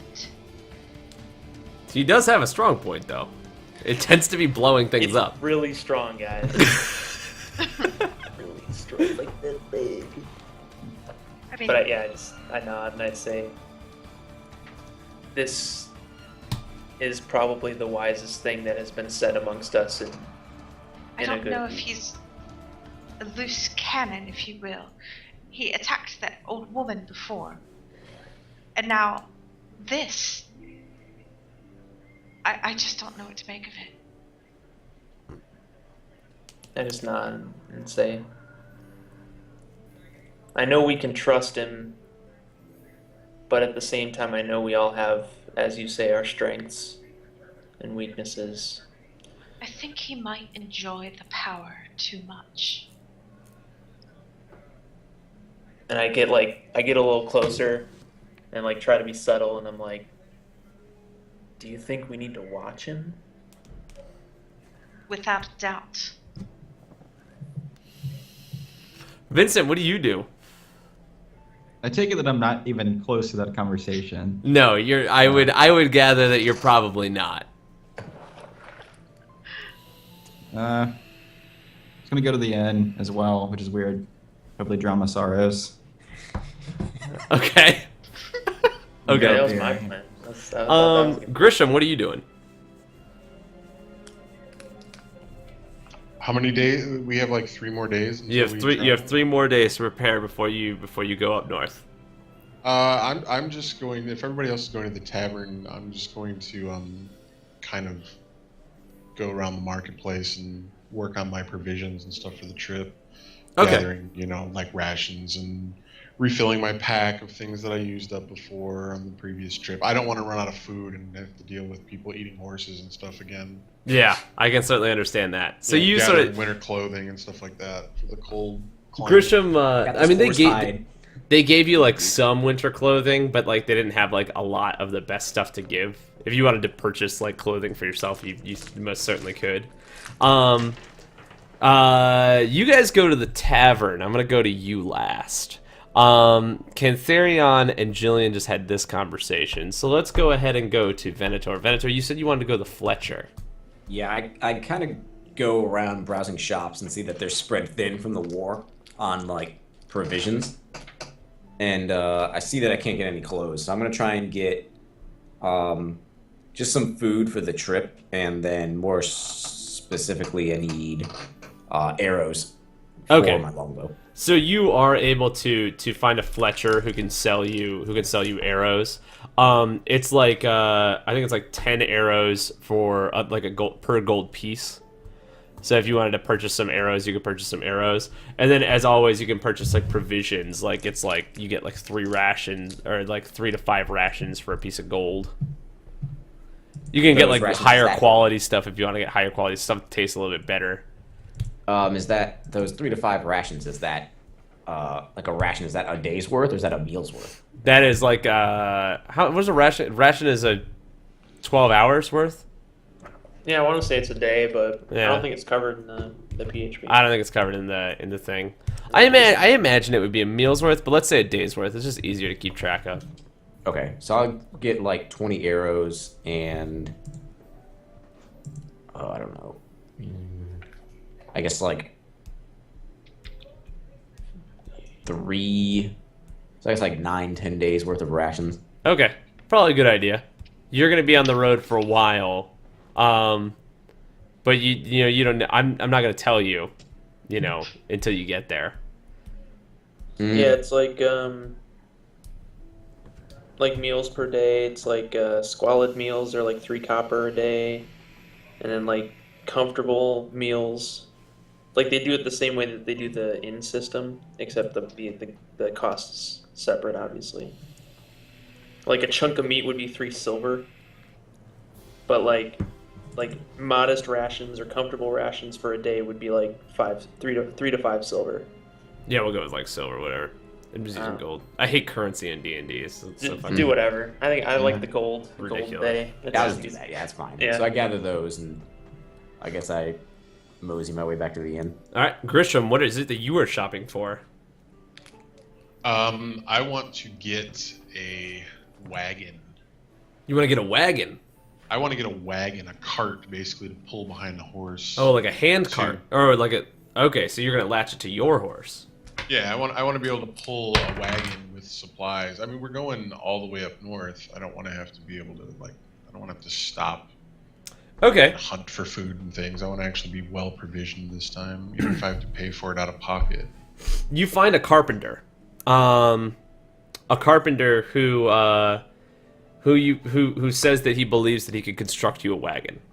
Oh, I don't want a brand new wagon. I just want like a laborer's hand-me-down. I mean, there's got to be wagons. Oh, so like you. All right. You might I'm see a- someone in the farmer's market and be like, I'm how a, much for your wagon? you're just like trying It to can be buy like a vegetable wagon off a manure or person. whatever, you know what I'm saying? Like it could be. Please don't put Maybe- food on manure. A wagon that was once used to haul candy from one place to another. Yeah. Yeah. Like that sort of thing.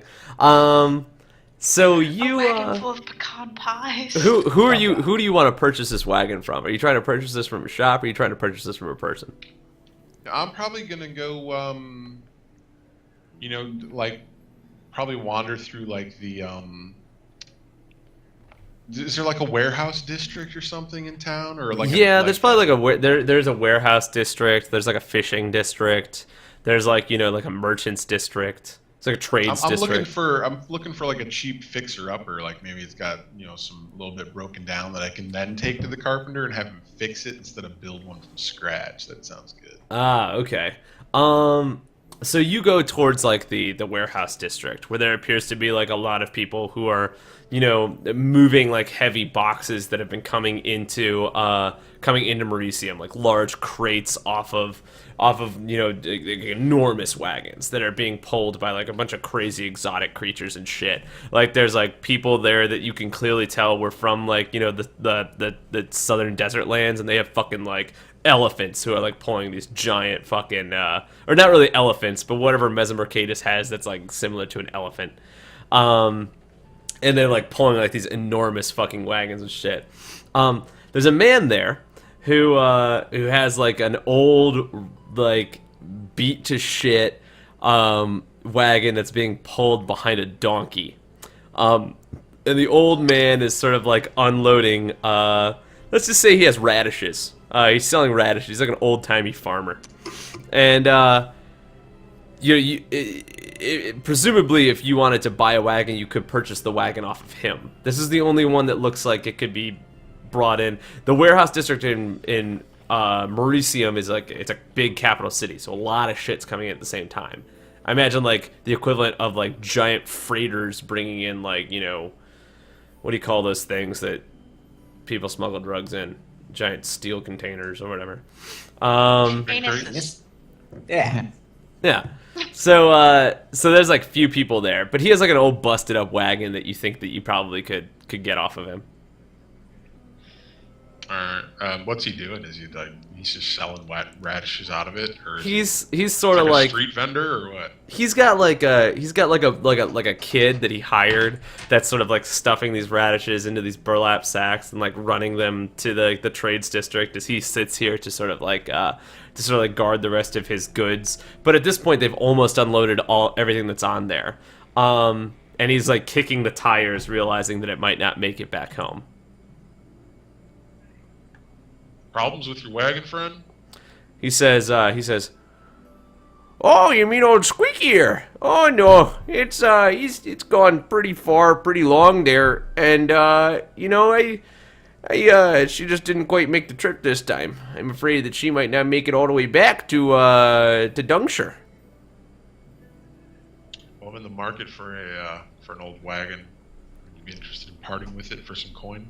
He says, "Oh, I don't know. I need to take the whole rig there back home, and I'd have to know that it's worth my time to unload it and just let you have it here. And I gotta tell you, I can't sell Old Faithful." And he gestures to the donkey.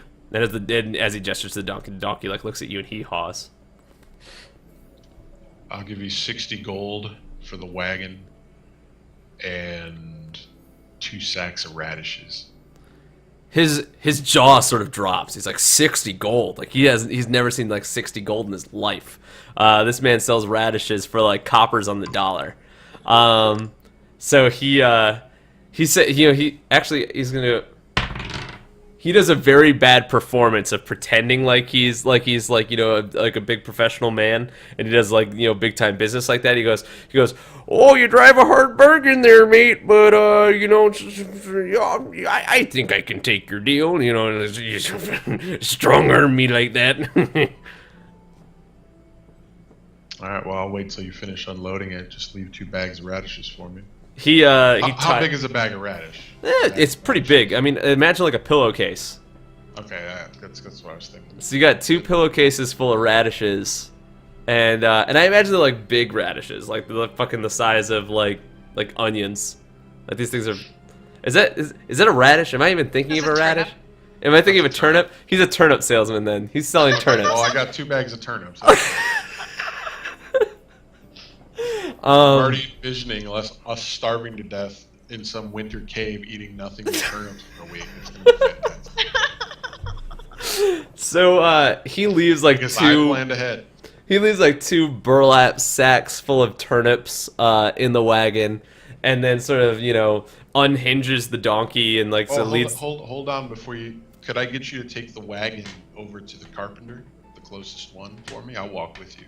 He says, "Oh yeah, of course. I reckon I can do that. You know, for a minimal fee." Not happening. Okay, then I'll take it right over there. And he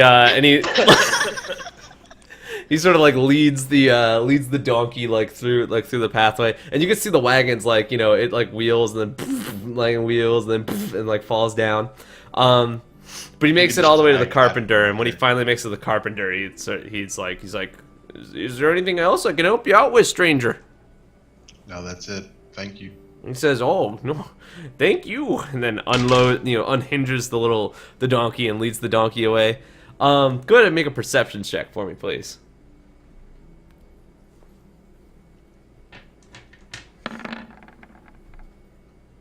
12.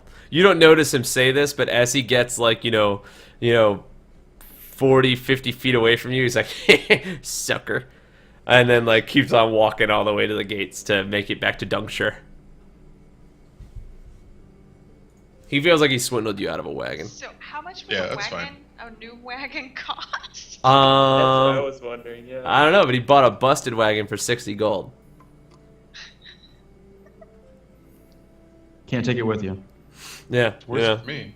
True, and I've you heard- could I've die got, just like- because some gnome decides to summon Ifrit right on top of your body. Yeah. But Alright, if, I have money. do we have like a minute, real fast? Yeah. All right. I got a few drinks in me already. Right? Some good timing. Yeah. Good. Okay. Yeah. And I'm going to just like wander out and find like an area. I think Rob will like this, but yeah, wander out and find like an area to where there's no one. There can't be anybody. Like whatever the closest place like that is. So you're like Can I leaving. do a perception check to Yeah. see whether or not I would notice him leaving? Yeah. I'm gonna change his map back to Mauritium. Because we're watching you, man. Yeah, I was gonna say I'm in on that. Drop popcorn. Yeah. Popcorn. Drop popcorn if he I wants. haven't seen one of those in like 15 years. I'm gonna see one when I come home for Christmas. Is that the Boy Scouts? Do they still do that? Shadow, you probably would notice him leaving, and also Cantharion would notice him leaving. Let's pretend it was perception. They're both P words. Are they both Do you want charisma? to follow him or should I? No. All right, we'll go ahead and reroll. One's it's -1 because my wisdom modifier is 2. You can't just do that when you fucking No, roll a good okay. roll. Catherine, do you want to follow him or should I? Yeah, Cantharion, you Yeah, notice more nothing. like Follow Wait, what? what? What? What? And I'm like, and I jump and I'm like, Shadow, when did you get here? There's that standard Cantharion roll.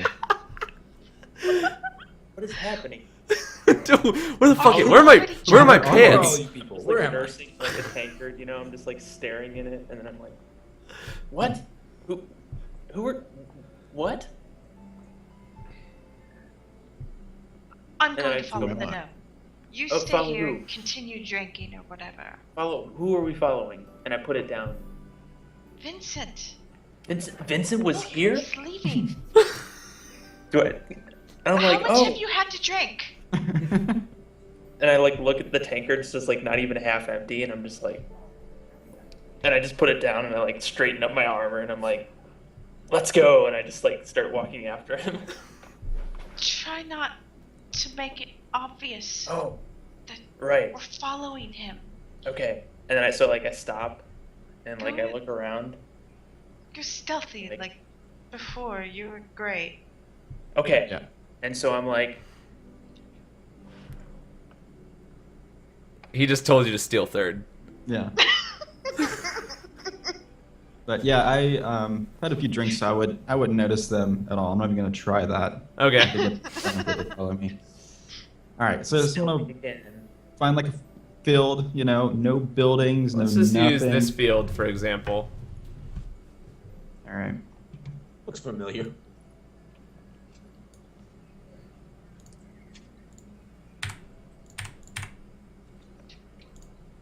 You're not here. You're not here. You're here. And I don't know where you guys are yet. We're in the bushes. Yeah, somewhere you're like in the bushes hiding or something like that. Okay, what did you want to do? All right, I'm gonna summon it, just right here in the middle of the field, like just, you know, get him down. Okay, go ahead and do an animal handling check for me, please. Oh God. Net failure, and it eats the gnome. Are you actually hiding in the bushes? Sure. Yeah. Oh God. Oh man. Oh It wasn't man. a one. It's getting summoned. What's next to a 1? I just need it summoned. I'm not like, I don't do too much crazy stuff. It'll only take a You have second. very low wisdom. No, actually, I think this is like outdated. Let me hang on. Well, it's +2. No, it's still yeah. I can't Yeah. remember. I mean, that's not terrible. All right. So you walk out into the middle of the field a little bit drunk, and you're like, you know what, fuck it, I'm bringing it back, and you like, you know, slam your hand down, and like, you know, there's that blinding light, and then this giant like fire beast is standing on that middle rock, sort of looking back at you. It growls and snarls at you. You can feel the heat of the air sort of like start to heat up around you. You take 3 points of damage whenever the air starts to heat up around you. But it looks at you, and I need to be friendly with, like, I need to be on friendly terms. That's all I need. it's not technically fighting you, right? I'm not gonna tell you how this works yet, Yeah, okay. but I do have a mechanic for this. Alright. Okay, well, I'm going to cast Tongues on it just so there's no confusion, you know, and it lets me talk to, or lets whatever I put Tongues on understand me entirely of English, and we can talk back and forth. Okay. All right. So would we understand it as well since we're right there? I guess so, yeah, we'd be talking English or whatever. You're talking out Okay. loud. Like this is Yeah. not like you communicating it with your mind. Yes. Okay. Alright. And I'm gonna ask it if it can understand me. It responds with,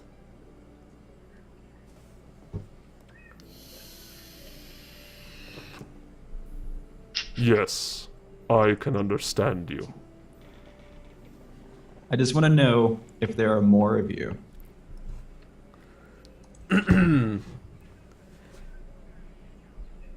I don't know how the fuck to say. I don't know what I want to tell. I don't. Hold on. It's landing I want every this time. like this is like my Every time. like You found a I wanna make this loophole. like my You main found a quest. loophole in my system, and I'm trying to figure out the best way to do this. So I brought popcorn. Make him roll for it. yeah like I want this to be like clearly my character's getting addicted to it, to keeping it, and I want this to be like my main like Infinity Gauntlet, like it's coming together. You know? I don't know if I should tell you that. That's probably He's bad to tell gonna you. whip it out at every bar fight.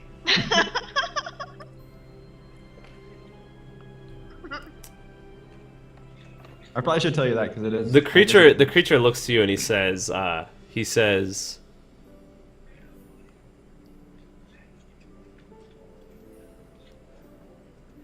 "Why does it concern you, mortal? How many more there might be? Are there any like me? No. I am one. I am Legion. I was wanting to bring them together.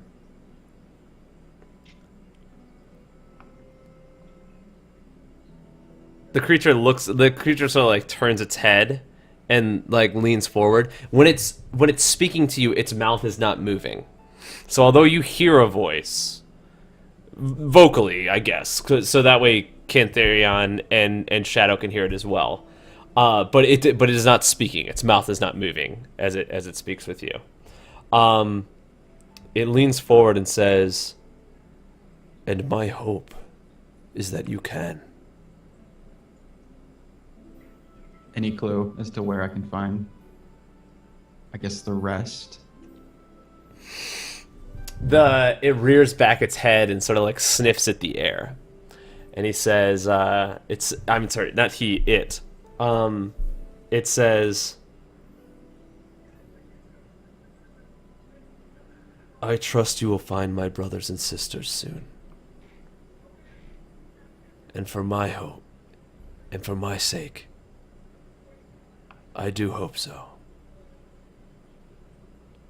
It leans forward and sort of like nudges your chest with its nose. "I have placed a lot of faith in you, tiny man."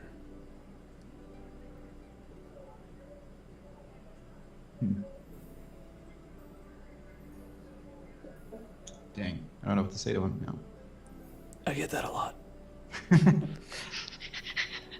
I don't do this often. I'm sorry. How could I like? I don't know how to like talk like that. Like I just wanted to know like. I don't want this ring to like go away. Like I want it to be like. Like, I don't want it to like break all of a sudden. It's like, oh, well, your charges are gone. You know. GG. I don't want it to be like that. It has. I will tell you, the ring has no durability, so it's not like you're gonna run out of charges. Okay. All right. That's all I really wanted to know out of the whole thing. It's just, As to whether or not the ring can break, I'm not gonna say anything about that. But Can only be destroyed by taking it to the fires from whence it came. yeah. the dried up volcano that you found it in. So it literally can't be destroyed. Yeah. Yeah. Is there any way I could like permanently teach it English real fast? No. No. Real quick, let me explain to you what this English language is. So like before you send it back into its weird ring Pokeball thing, you're like trying to give it the Rosetta Stone, and you're like, "Yo, here, study this while you're in there. I'll call you in like a couple hours." All right. It comes out, and all it can say is like, "My name is blah. I like to play the guitar." I'm just gonna be like, yeah, hope to see you soon then, and then I'll just Pokeball thing, however it wants to do it. All right, and it swirls up in its little flaming thing, like enters back in the ring, and is gone. Now you're left alone in the field with Cantharion and Shadow in the woods. Yeah, I'm just gonna like look down at the ring and twirl it around, and I got like a new quest, and I feel good. Let's go back to the tavern before he notices that we're here. I'll do. And So- start walking back. He has a couple more baseball symbols and then like goes back. Interesting choice of things to do. I liked that. I still think I hit enough from you, so I'm gonna feel fine. I'm gonna just ignore it in my head. Don't dwell on it. Don't dwell on Bleach it. it. Back to Grisham, who is in the middle of repurposing a wagon. You find yourself with a carpenter. The carpenter says he can probably reconstruct that wagon and get it back in working condition for 5 gold. All right, I need it in no longer than 2 days. He looks at it and he says, I reckon I can get it done. Wouldn't be that hard. It's gotta make it all the way to the frozen north. He's like, I reckon I can get. Wait, what? What do you mean it has to get all the way to the frozen north? Are you out of your mind? It's gotta survive the trip. It's gonna be a couple miles. He needs snow wheels. He sort of like puts his finger up and he says, "Friend, you realize how cold it is up there, right? What, You know want me that to buy a blanket for the most wagon? people migrate down from the frozen north in the wintertime." I have some tasks I must perform to the north, and I need a wagon to take to carry provisions. I need this to be capable of doing that within 2 days. If I can pay more than 5 gold. He sort of puts his hand up and he says, "Look, friend, I'm not about to sit here and ask you what your business is. I do think you're a little bit crazy, but I think I can get it running in 2 days. For the frozen north." And it's got to fit a horse. I think it's sized for a donkey right now. You might need to. He places his head in his hands, and he says, "Look, it's gonna cost you 20 more gold pieces to fit this thing for a horse, and then to winter fit it and get brand new tires on there. At least 20 gold pieces." I'll give him 30. Tell him to do a good job. He takes your 30 and he weighs your coin inside his hand, and then he turns over to you see like there's 2 guys constructing a house for like an old woman next door, and he goes, "Oi, Jason, get over here. We got a more important thing to do." And then he comes over and looks at like this beat up wagon. He's like, "Fucking okay," and then wheels it into the back, and they begin I guess winterizing your wagon. It should be like bitchin' rides or something. I need to be have a pimp wagon when it's done. I'm just kidding. It's not gonna be pimp. It will be better. It will be ready Flames for painted on the side. the winter. flames on it. You know, I'm just kidding. Hey, that'll go faster. Yes, adds 2 horsepower. So, they begin working on the wagon. You guys all go back to the tavern. Is there anything else that anybody wants to do before we set off? Yes, I am also going to order supplies from like a provisioner or something. I'm going to order like a barrel of drinking water and a small like half barrel of what would keep over a long distance another liquid besides Wine? It's like, yeah, I didn't really want to pay for a bunch of wine. What about like cider? Cider? Does cider keep... Cider? I mean, cider's not carbonated. I mean, I guess, like, ale isn't really... I mean, I get... Well, technically it is. Cider is like halfway wine anyway, right? Like, you just have to age it longer. Yeah, well... I get... Yeah, whatever. Fuck it. You can do cider. Well, you know what I'm saying. Like, I don't want something alcoholic, but I want something that'll keep... Well, cider has alcohol in it, so that's why it would keep. That's fine, then. Whatever. Alcohol helps keep it, like, from spoiling. Okay. Because it's already a fucking poison. Like, it... That's fine. Alright, so you got water and cider. And then provisions. I want about, a good, like, maybe 2 weeks worth of, like basically, like, something like jerky, like hard meat, dried meat. Oh, this is so awesome. I didn't expect you to buy all this shit. Got some fresh horse in the back. I don't know. And I want about 200 foot of rope, Alright. like all one length, and a tent that would fit. Well, let's say 2 tents that fit 2 people each, and I want 4 to 5 heavy like furs or blankets, whatever. For... Hey, Venator, he wants you to sleep in the cold.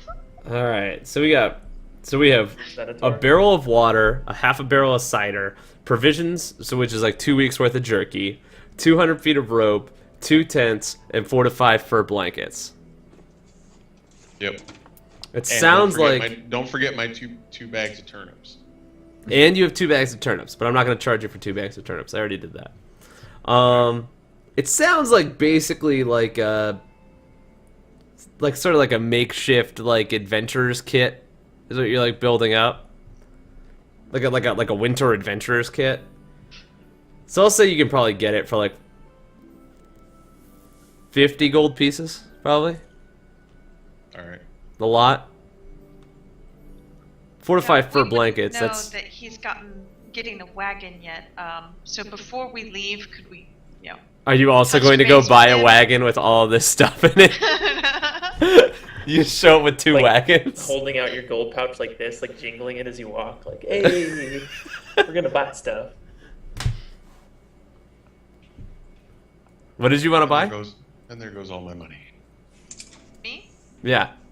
Oh, like horse blankets and warmer clothing, because obviously. Are you we just don't- buying it for yourself, or are you buying it for everybody? Well, I'd get extra blankets and things. I wouldn't get everybody like thermal underwear or anything, But you bought like I'd you buy bought like clothing for a myself and, like a some winter extra sort of like blankets. I imagine you bought like a winter bedroll that has like a warm blanket in it, like a. And I would get something for like all the horses. Okay. They'd need like an extra horse blanket. If you're just getting horse blankets, you're getting 5 horse blankets. But I'd have to know what Grisham was getting, like a wagon, so we'd actually be able to carry this stuff for me to. It's more like You 4 horse don't need blankets. to know that. It makes it more fun. 3 horse blankets, a donkey blanket, and a spiritual horse blanket. Yeah, the spiritual horse blanket's really important. So you got 3 horse blankets, a donkey And Glitter blanket, would and a need, ghost like, blanket. something to keep her legs Oh, wait, warm, we only have 4 otherwise horses. she's going to freeze. We only have 2 horses, a donkey. Well, assumedly we'd get another celestial horse. I would say that you'd be able to get all that for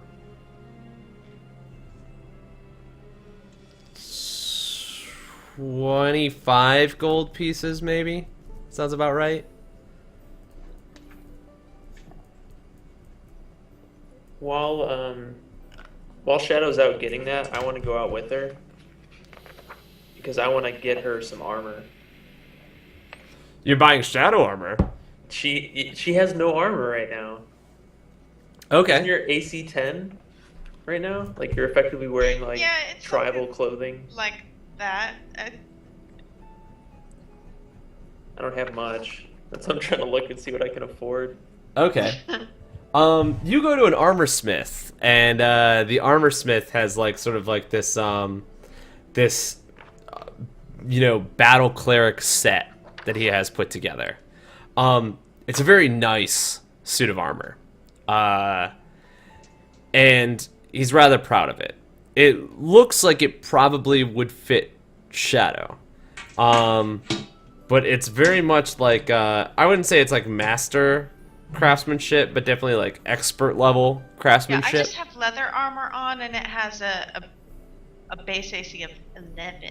Are you proficient in chainmail? You should be proficient in heavy armor as a cleric, Yeah, right? she's proficient in all armors.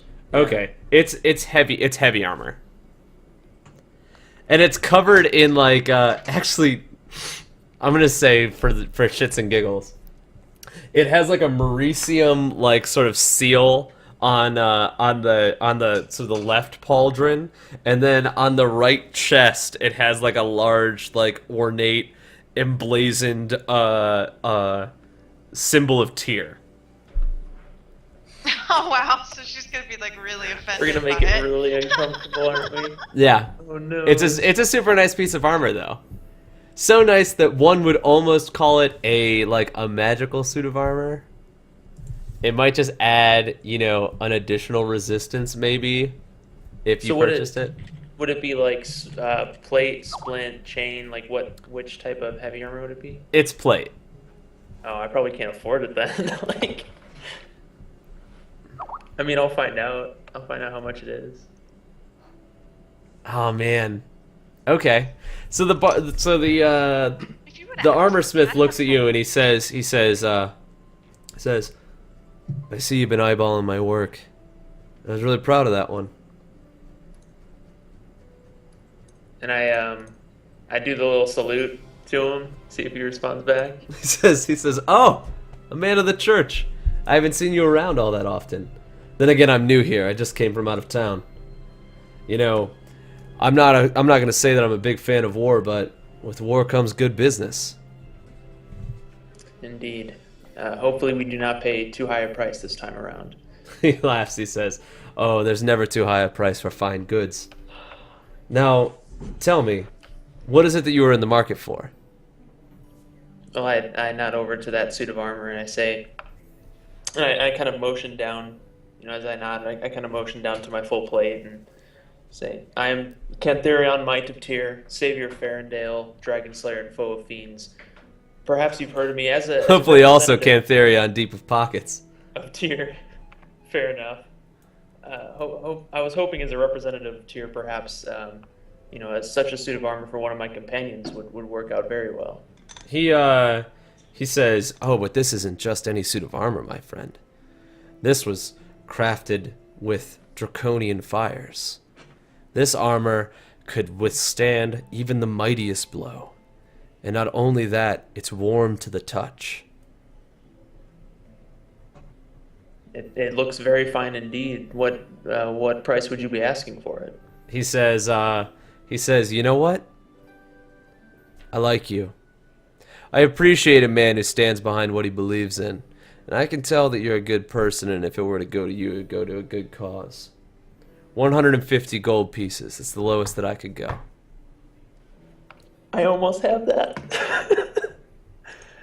I'm gonna, It's almost like I have access to your character sheet, and I've been tracking Yeah. how much money you I'm so spent. close. I'm so close. So I nod and I say, "That seems a very reasonable price." He Is there any way says, that- he says, "You know what? A man's got to cut a profit, but at some point, he has to stand by what he believes in. And I believe in you, Mantherion." Cantherion, but I appreciate the sentiment He nonetheless. says, "No, I'm sorry. Pounding against metal all day. The ears are the first thing to go." Understood. Would that price be available perhaps in another few minutes? I need to acquire some additional resources in order to facilitate. He says, by all means, take your time. And I just do like a little bow, and I go back to this, and then I like run out to find Shadow. He goes back to the paperwork that he's working on. Ooh, you just missed it. Some guy came by here and just bought that suit of armor. His name was Venator. Yeah, No, some full Son of a elf. bee. He went and he I just imagine shot- Venator in like armor that's just way too fucking big for him. Like walking, hey guys, what's up? It's where like I saw him. He took it and he just threw it in the lake out there, Just laughing as he did it. laughing maniacally. Chawing on Even- some jerky. He even threw in an extra 50 gold. Dude had 2 guns. I never saw it coming. I've never seen it before. So yeah, I want to That's a find throwback Shadow. joke. Go watch the other episodes. All right, go on. So yeah, I want to find Shadow. I'm guessing I'm not hopefully too far from her. I probably would be like at the stables by then, bringing the horse blankets to the horses, I guess. Yeah, Can I find her? Yeah. Sweet. So I kind of run up to her a little bit out of breath. I say, Shadow, I Yeah. noticed that in battle, while you are Okay, breathe. Take a moment. while you are very adept at your arts, and with protecting us, foes seem to strike you easily. And I know that where you come from, perhaps such garments are unnecessary or even taboo. But since we are traveling to such a cold region and may encounter some very dangerous foes, I found some armor that I think would be very suitable for you at a very, very reasonable price. I don't have quite enough to get it. How was much is hoping- it? I It's have gold. 150 gold. I have 120 Here you gold. go. Here, I have 150. Well, it's my idea. So you don't have to, I just need like 50 gold, because then I'd have 20 gold. 20. Kantarion was not good at algebra because that's not right. 25 gold. I'd have gold left. Kantarion, Yes. here. And I hand him the 150 gold. And I said, well, can you come? Can I show you? Because I don't want to. I don't know. Okay, just ways. let me put the blankets with the horses. I'll be Okay. just a minute. Okay. Okay, so I'm gonna go with him. So you guys go back to the armor And smith. I'm like doing the brisk walk because I want to make sure we get back in time. I'm just like, You both walk in and you see that the armor's still there, and the armor smith looks up and he recognizes you, and he doesn't recognize the woman that you're with, and he says, "Oh, you're back." as I said, for my companion, and I Greetings. This is Shadow. He smiles. He says, oh, "Is this like a like a special friend? You know what I mean?" Yeah. Oh, yeah, I trust her with my life. She's very special. Yeah. yes. I completely understand. You know, I make more ornate wedding gifts if you'd like. I can get you something better. I don't follow. No, it's fine. I'm actually sure that your wife would love This it. isn't a gift. I'm paying for it. Oh, she's paying for it. Yes, I didn't. How much Like was I said, it? I didn't have. 150, correct? And I hand it directly to him. He takes the money. He says 150 gold pieces. Yes. Yes. Well, of course. And he begins dressing it up, and he's saying to himself Can I check the fit, of course, to make sure it fits me all right? Oh yes, absolutely. And he presents you with the armor, and there's like a small like fitting area. It's like a tarp that you can pull around, and This is heavy. I might need a bit of help carrying it. This is awkward. I mean, I can carry it in, and I look back at the shop owner. I'm like, I'm sure you have an assistant. and he looks down and is like, no, Doesn't have. I'm sorry, have bud. handmaiden or anything? A lady? No, I'm afraid not. More of an What? armor smith. Alone, never picked up an apprentice. Not really my thing. Could you give me a few instructions on how to put it on? Well, you just put the the shoulder bits go on the shoulder bits, and then you.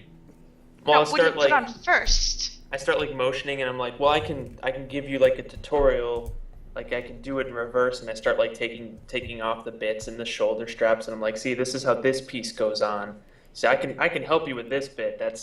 I can once you've got this part. Oh, okay. So help I'll with that, get, and I I'll take get that off. the And I'm like, chest and this is plate. the breastplate. You see, there's a belt here. And you just unhook this, and you unlatch it. And I'm like wiping my brow. I'm starting to sweat a little, and I'm like, yeah. And like the armor Okay, smith is I'll like let like you kind of know like when I embarrassed need that he's help watching with the this, rest. and like it's like when you're watching like a really awkward episode of The Office, and he's like having a hard time like I just have to look down and pretend like this isn't happening right now.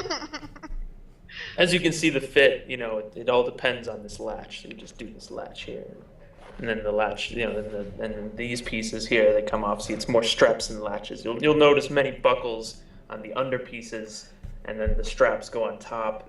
That's Okay, I'll figure out protection. this part. If you can get the when I under need help, pieces, I will let you know. the And so I'll fabrics. go in there Okay, bye. and cut him off from talking anymore. When she like walks into like the whole little changing area, and he looks to you, he says, "Well, quite the gentleman." Yay. What was her name again? Right. He looks down and goes back to the paperwork. And I just kind of like turn away and then When you put it on, you notice it fits quite well. It actually feels like it will probably fit better if you're wearing like sort of like some warmer clothing underneath it, because it's gonna give it like more area to cover. So yeah, you walk out. I'll get the breastplate on the under things and then ask him for help for the rest. That's it, I guess. That's me. Yes, Yeah. you. Yeah. Not the And I armor like thumbs smith. up, and I'm like, okay, here we go. Like I'm picking up the pieces I've already taken off and kind of like taking them with me as I come in, and then just help you get into it. Thank you. This will be very nice. It's very good. It's a little heavy. It'll take me a bit of getting used to. Oh, this takes me back to my squire days.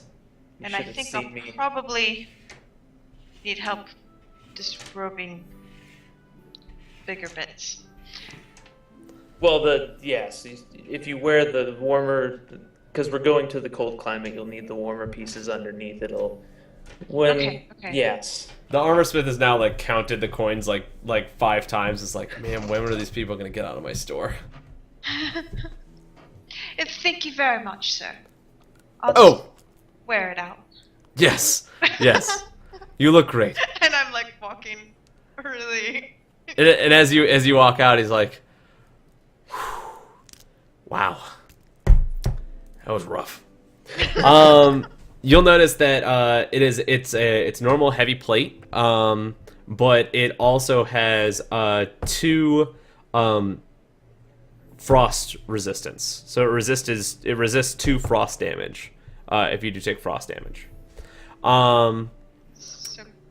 So it's a How do base I of add- 18 instead Yeah. of your 11. It's a base of 18, but then it also resists 2 frost damage if you take frost damage. And it's representing tier. And you also So it's notice that heavy. it has like tier emblazoned all over it. Anybody Don't say else? anything about that right now. Yeah, I was gonna say that's why I took you to it. That's why I was like, look at it, because maybe he can do adjustments. So what do I do? Put that under magic bonus too? I guess you probably just have to remember it. Yeah, well, you Maybe. can just. I'll put it title down. it Frost Plate Mail, right? Yep. What I do is I write all my equipment in my inventory, and then I notate things like that on the actual inventory You know, Yeah, because if you do it as a magic bonus, it'll change your AC, so you don't want to do that. Yeah, because it's not a permanent bonus. It's only against cold damage that you take. Yeah, put it in your class stuff. Like that's where I put all that random, like the miscellaneousness. So, anything else that anybody has to get done? I think we're good. All right. So, you make it all the way until the last day. And on the last day, a caravan is coming into town. A caravan of Dragonborn that are going back to the northwestern part of the continent. The caravan is led by Horus the Merchant. And they appear to be pretty heavily guarded and in very thick clothing. As you walk up, you now have all of your supplies and whatnot, and you realize that you're going to be traveling with these people. And Horus turns to you and he says, "Hi. Well, it looks like some of you are a bit more prepared for what it is that you'll be doing. Are you ready to go?" Yes, And, I think we have everything in order. He nods and looks back at his group and sort of like gives them the motion that, you know, it's time to head out. He says, "Now I hope you can hold your own. I wasn't about to baby a bunch of people all the way out there in the frozen cold. I promise to bring you as north as we can go before we head out. So I'll take you as far into the mountains as we can. And then after that, you're on your own. Got it? Very well. And as long as you're in my caravan, you follow my rules. Understand? Which would be... What sort of rules? No fighting, no murdering, no stealing." Those are rules I live by. Well, I think... He looks to Venator, and like with like, you know, with his brow furrowed. He's a big motherfucker too. I mean, he's a dragonborn, so like naturally big. So he's pointing his finger at him. He's like, "Got it." I like put my hand on my sword hilt and I flick the sword up so it comes loose. So it's like, "Shkeen," and I smack it back down. He looks at you and he says, "Did you oil that blade this morning, boy?" Care to see? We'll see in a bit. You remember, it freezes to the hilt when you get 100 miles north. They, as they load up the whole wagon and everyone gets ready to go, you find yourselves leaving Mauritium. And as you leave Mauritium, you see like all of the people that are camped outside, prepared for the war, that are fearing this sort of Cold War scenario. And it sort of dawns on you that you've decided to go north, that you've decided to rear away from embracing the war, from helping the people down south. And for some of you, you feel like a pit in your stomach deciding to do that. And for others, you feel anxiety of going north. But nonetheless, that is where you are headed. Let me go ahead and pause this and bring this up. And then we'll go here.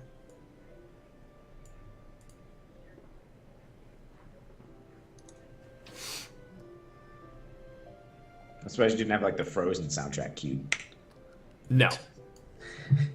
So, you find yourselves in a large caravan. The caravan is sort of being pulled by, I imagine like Clydesdales, but there's also like bears with thick woolly coats that have been trained. Not like really huge, but this sort of like there's like separate carts, and you're sort of like found in the middle of this caravan. Horus stays with you to keep an eye on the lot of you. And as you leave, you know, you travel for a couple of days, and in those time of you traveling, you find that you go through areas where there's less and less green, and the green slowly turns into different shades of white. Until finally, you are 10 days on your journey, and deep into the north.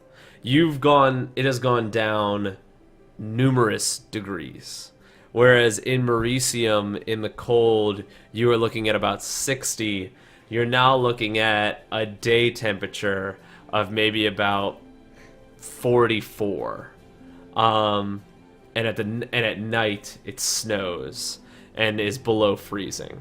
The snow retains on the ground, but slowly melts as you're traveling, and you realize that you have to go farther north than where you are right now. Horace turns to you and he says, "So, the pretty lady in the church, she never told me exactly what it is that y'all were going for. What brings you all the way up here?" Signs of my brother Jacob. He was investigating in this area, trying to find an appearance of strange creatures. There were rumors or reports of some strange creatures up north. "Oh, I reckon you find a lot of strange creatures up north indeed. I have heard some stories, though, of stranger things coming out of the mountains. It's bizarre, indeed. We'll be going right through there. Not exactly on the same path that you are.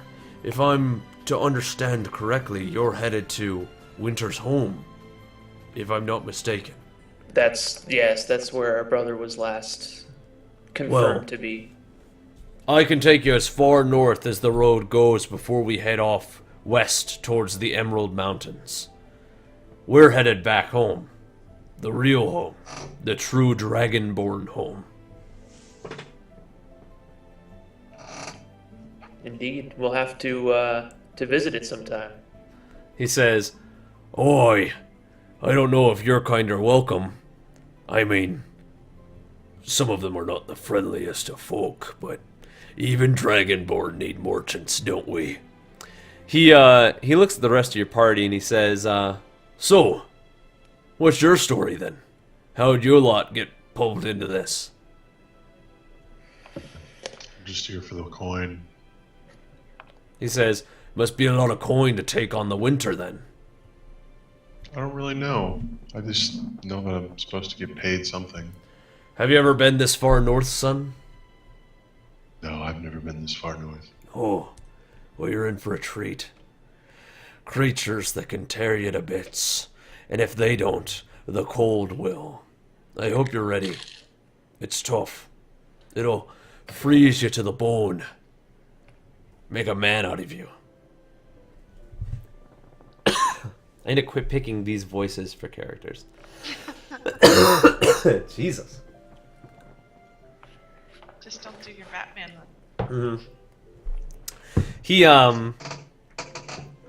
turns to Vincent and he says, "You've been eyeballing that ring pretty hard there, boy.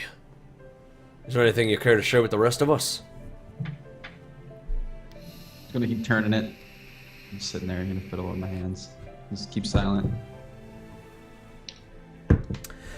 They continue on north, and you continue for maybe like 2 or 3 days. And you realize that 44 degrees turns into 40 degrees. And 40 degrees turns into 35 degrees. And it gets colder and colder. And whereas when it was only snowing at night, now it snows during the day. And it blurs your vision and it makes the road harder to see. But these creatures that are driving these caravans have done this so many times that it's just in their nature as to how to get through it. Eventually you reach the point where you have to leave Horace. And you have to go out on your own. And Horace, when you hit that fork in the road, turns to you and says, "Is there anything else I can help you with before you're ready to go?" And I just shake my head and I say, it's been a pleasure traveling with you, and I hope that whatever happens in the mainlands doesn't come your way. He laughs and sort of holds a hand out to shake your hand. He says, "Oh, don't worry. The pleasure's all yours. And and the war would never come to the Emerald Mountains. It's an impenetrable keep after all. Hopefully one day you'll be able to see it. Maybe if you're lucky." Is there any hazards in the road ahead? He Watch out for. he looks out and he says, "That road right there. That road don't get traveled much at this time of year. I reckon you could run into anything out there. Owl bears, wolves. You just keep your guard up and keep yourselves warm. Is an owl bear.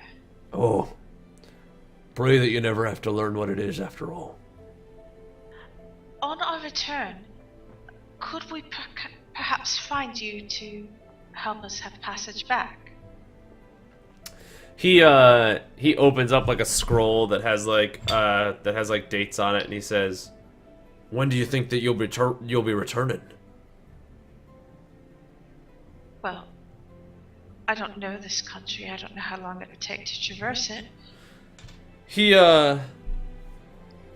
pulls up the scroll and says, "I'll tell you what. If you're back here and can get word to the Emerald, sorry, what did I call it? The Emerald Mountains? Yes. Yeah. If you can get word back to the Emerald Mountains, and I happen to be in the area, we're happy to provide escort. But I'm not about to come out here and freeze my scales off. Just waiting for you in the cold." What was his name again? Horace. And I say Horus, and I pat Strider, and I say, "Tyr works in mysterious ways. A message may come soon enough." And I point to the horse because I'm not very subtle. he says, "Oi," and you know they like whip their animals and slowly like trudge off into the snow, and you can hear like the crunching of the snow as the tires roll, and the caravan slowly roll off, leaving you in the middle of this frigid cold. Before they roll off, I kind of go up to a Dragonborn. Like, "Aye, Dragonborn. How much further is it to Winter's Home?" Which one? Are you talking to Horace? Or are you talking to anybody? I guess I'll speak to Horace before he leaves. Like, He says, Horace he points off and he says, "As long as you don't get lost, you have about an 8-day hike in that direction. Once again, I hope we you have a brought map? yourselves a map." we have no concept of this world and traversing it. Yeah. I imagine it's like the distance by, but the way the crow flies is not as long, but like you have to go through the mountains, and that's the part that makes it tough. So, did we bring a map? I don't know. Did you bring a map? Priscilla didn't give me a map. Hey, we got a follower. Thanks so much, Morningside. Appreciate it. We never bring a map. We don't need a map. What is this map? That's not how we do. Cantharion, why do I put any faith in you? You already know the answer, Venator. Says the ranger who's supposed to. I know. Party. I'm a ranger. I take it that this man who's taking me on an adventure knows where the fuck we're going. To the north, and I just keep going. I just like wave to Horus and just like spur Strider on, who by the way loves the snow. So Strider's like Horse, super happy, like walking in the Horse, are there snow. any landmarks for us to look for?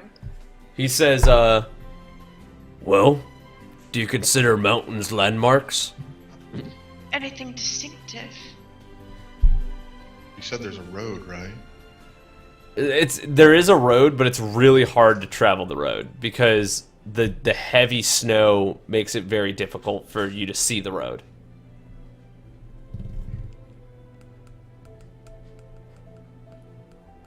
Well, I we'll guess just that's have to it. shovel our way. No, I'm kidding. That's it. You know, you just have to do it to the best of your ability. Strider will find the road. Oh, what's up, MK Gamer Girl? Thanks so much for hanging back out. We appreciate it. All right. Any more questions before you continue? All right. You find yourselves traveling down the road for a while, and the caravan leaves, and it maybe is like, 3 or 4 hours after the caravan leaves. the snow begins to pick up. The wind gets heavier, and you find yourselves in this thicker snow blowing against you. Who is leading this expedition? Who is the one who is like deciding where it is that you're going? Catherian. Yeah, I'm just Like, so Cantharion, are you the one who is like sort of like saying this is the right way to go, this is the right way of going? What's up, Zach Reed? Thanks so much for following us, man. We appreciate it. Tell your friends to come back by, and happy hunting. I'm trying to like rely on Strider's sense of hooves hitting like a proven and traveled path versus like random dirt. Instincts maybe? I don't know. That's like I'm trying to communicate that to him like I'm gonna say that you need to do better than that. You can't just like go by, okay, does it sound like your hooves are hitting equine instincts dirt? Because he'll know the difference between like him like when he's just on dirt and when he's like on like a path that's like worn and traveled. Is there anyone among you who would be good at sort of like Dirt would be frozen. Yeah, I've just always blindly led. it's like tundra at this Yeah. point. Is there anyone among you who would be good at sort of like geography, or would be good at navigation?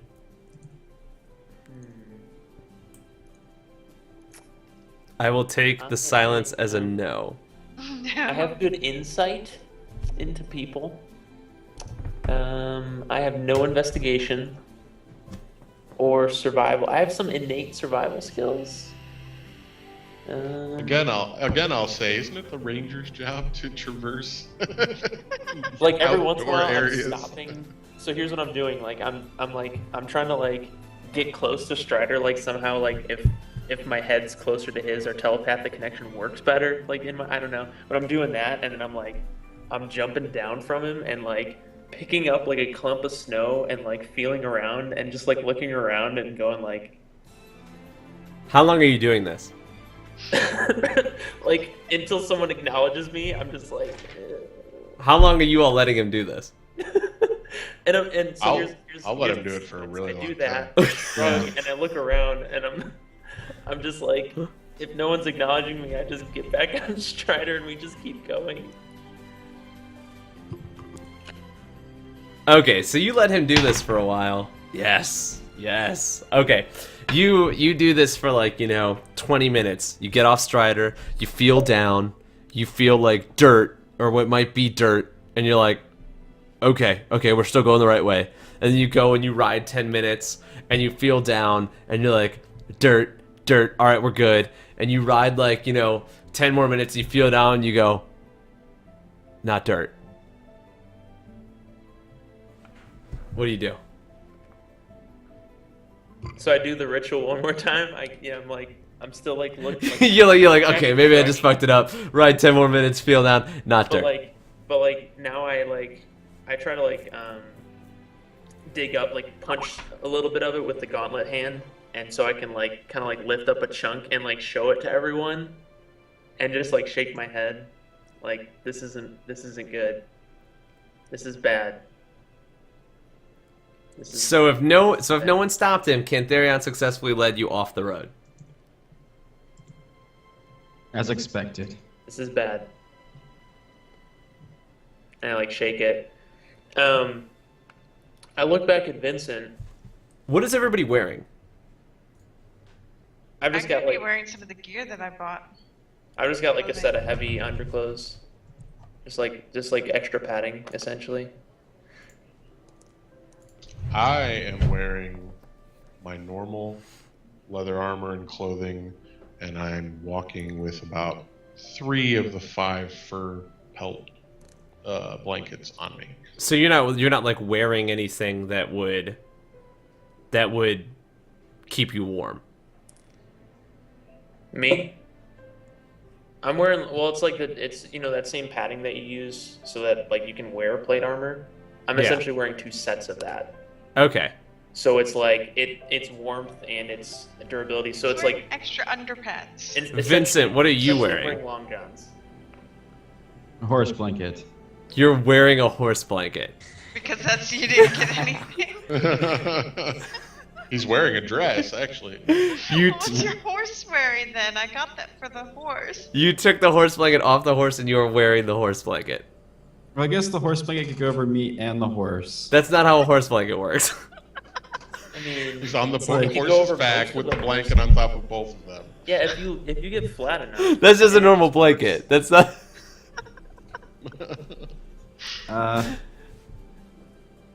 Yeah. You can wear the horse blanket. It's totally fine. I'll wear the horse blanket. Okay, you're wearing the horse blanket. All right, you're kind of somewhat warm. That's okay. Shadow, what are you Blanket wearing? For a gnome. Yeah, it's a normal. It's really a normal blanket for a gnome. Yeah.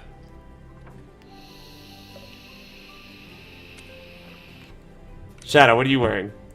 I was wearing the armor and the extra furs or whatever she bought. Grisham?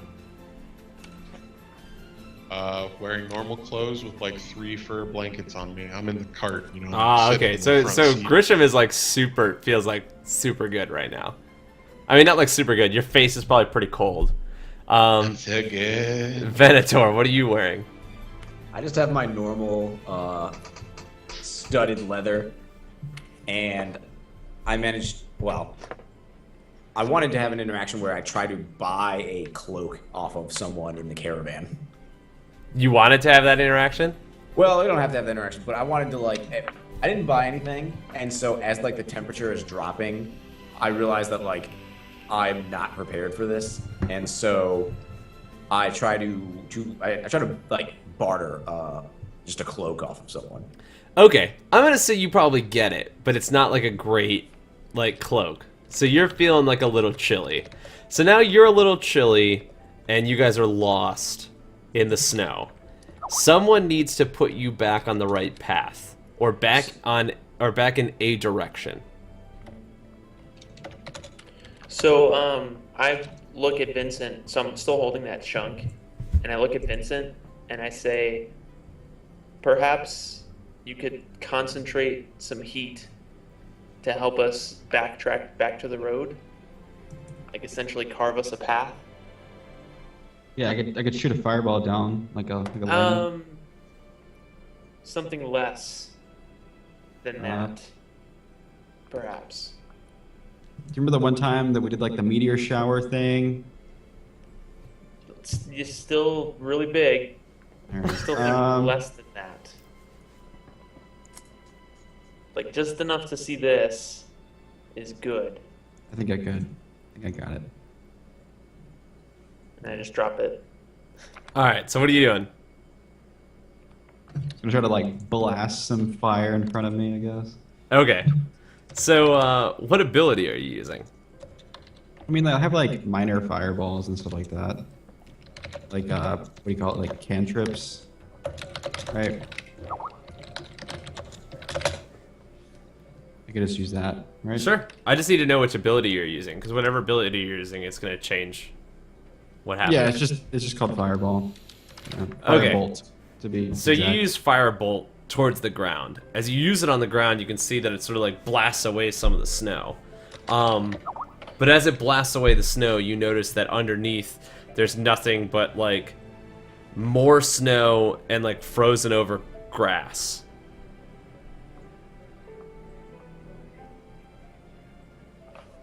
What's the holdup, Cantherion? I'm kind of pushing him, saying we have to go until we see the road again. It's we're just basically backtracking at this point. At this point, you've sort of found that you're in the middle of 2 large mountains. I guess what I'm saying is somebody has to take the lead. Somebody has to say this is the way that we should go.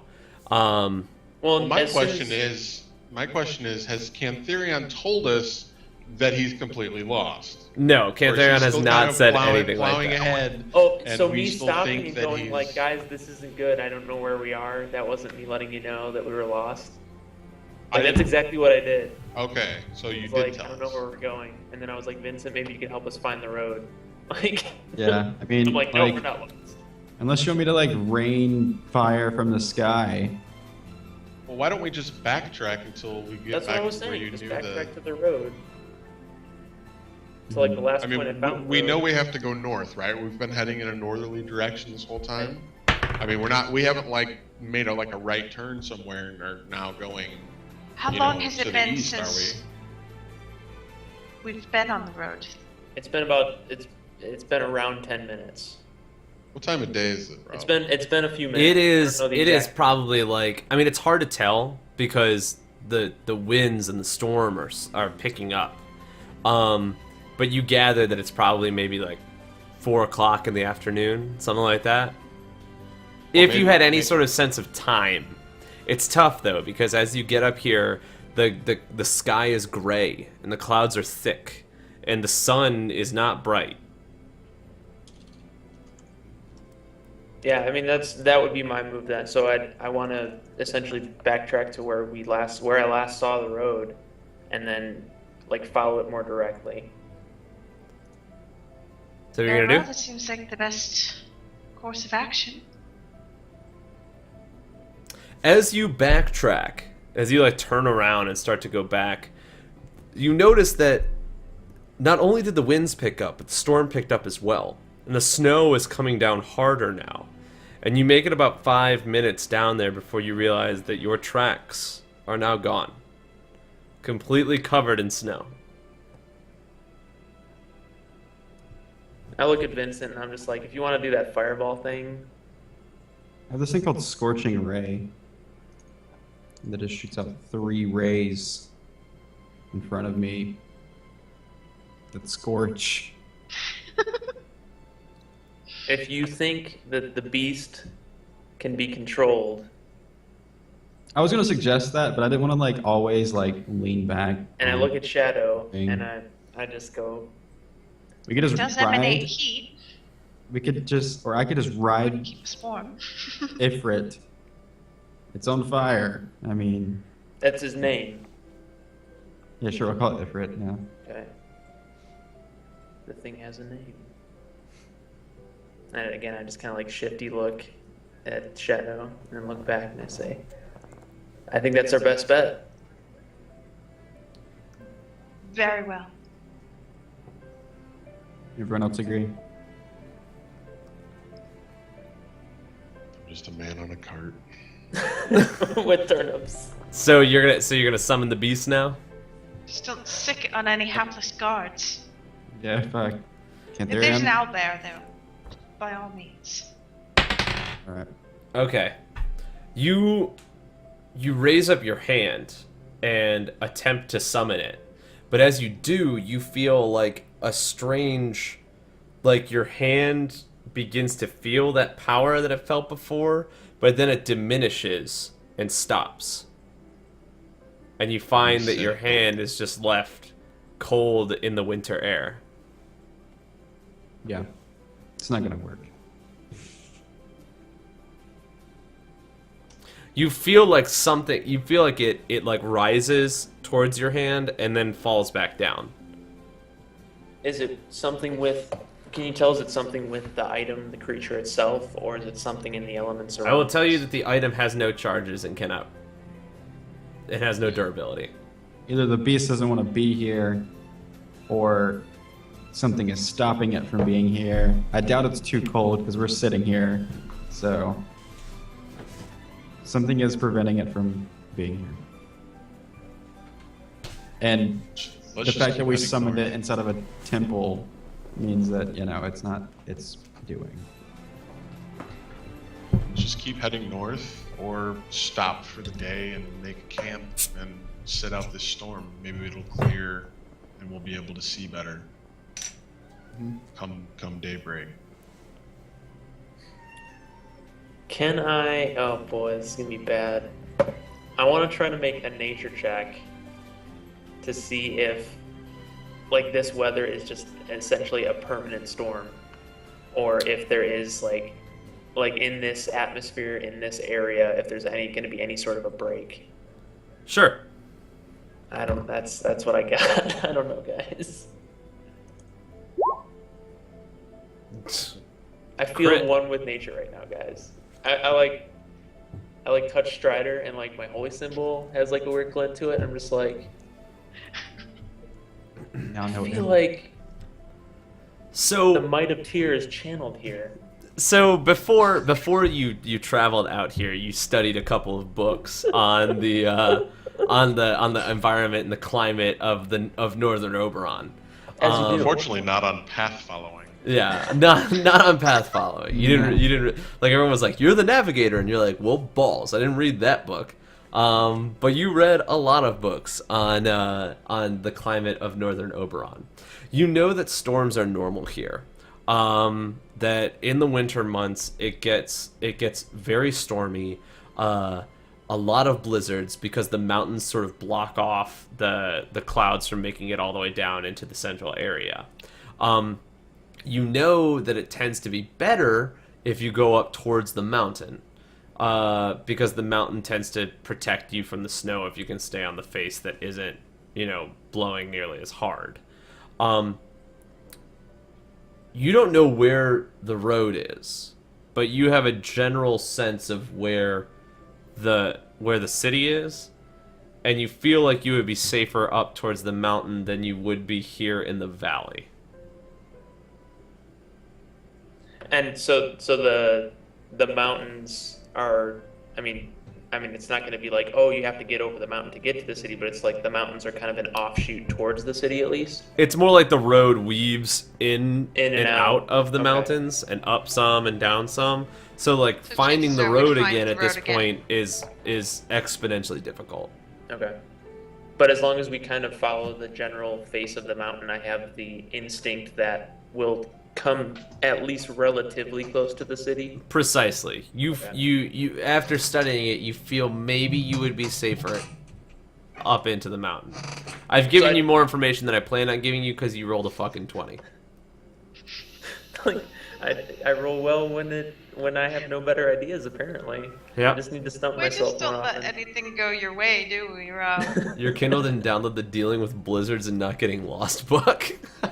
Exactly. Like, yeah, the Kindle, it's the tier edition, so it's like it's a weird operating system. It's a whole thing. So I got to get like special updates. I just didn't bring Yeah, it. it's not Android Yeah. apps. It's yeah.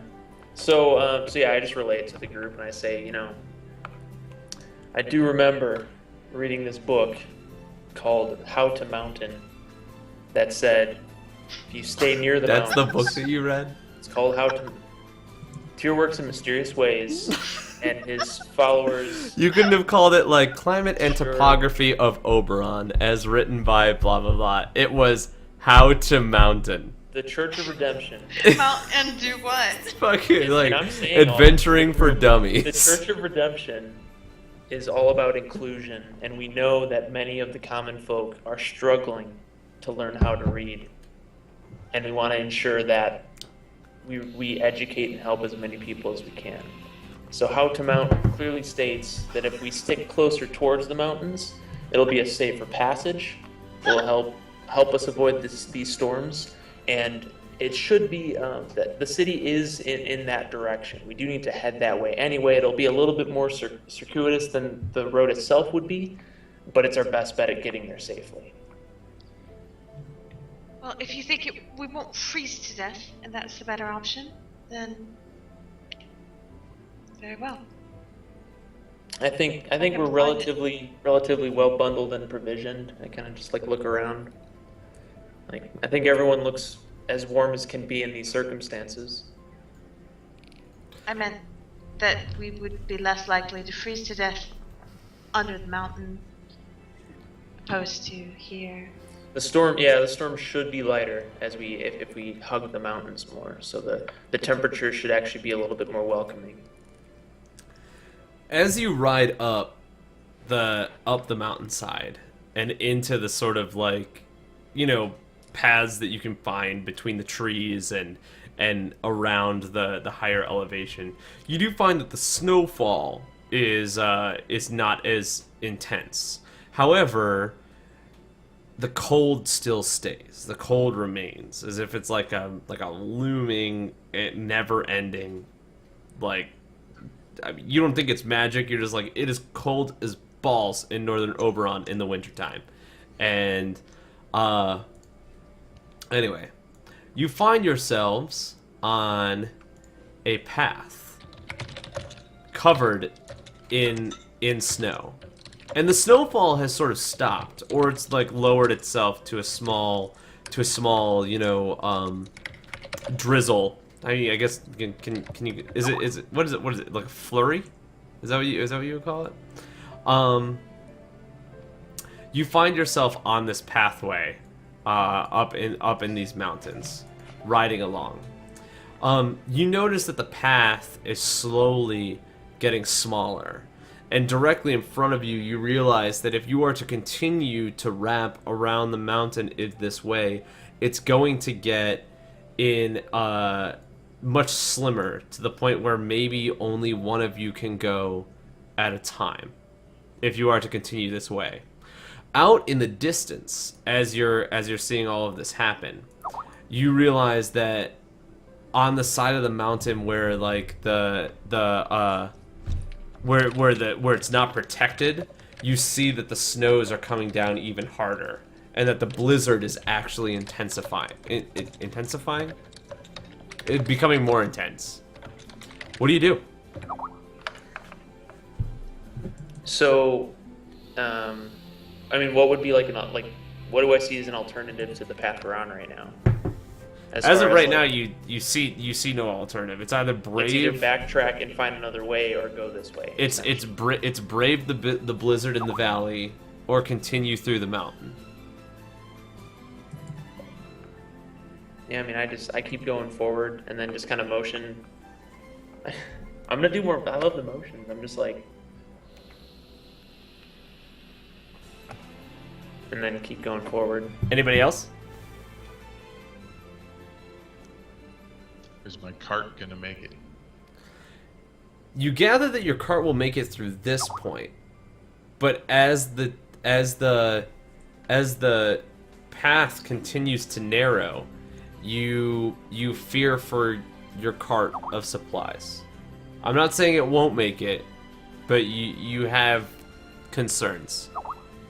The cart is ready to take on the winter weather. It might not be ready to take on this sort of topography.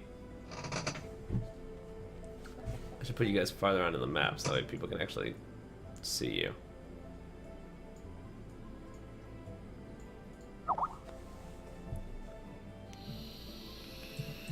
I don't know if the cart's gonna make it. But hey, it's only my supplies in here, right? If we do like tether it from behind as well, like sort of like as a safety, like if I ride behind the cart, perhaps that would It's help. too risky for you and a horse to be tied to a cart that could slide off at a ravine or something. No, it's a bad idea. Regardless of how intelligent your horse may be. We'll just keep going until we get to a point where we can't go any further. That's all. Yeah, I just look around and I'm just like, I don't see it. If I saw another way, I'd recommend that way. I just don't see another way right now. Sure. Let me just take all of you guys right here, and we will go to this point. Oh, I'm sorry. I didn't even put you on the map to show you what I was looking at. This is what you were looking at. Nope. I realized the stream could see where you guys were, but you guys couldn't. Do you want to change your answers after you see this? So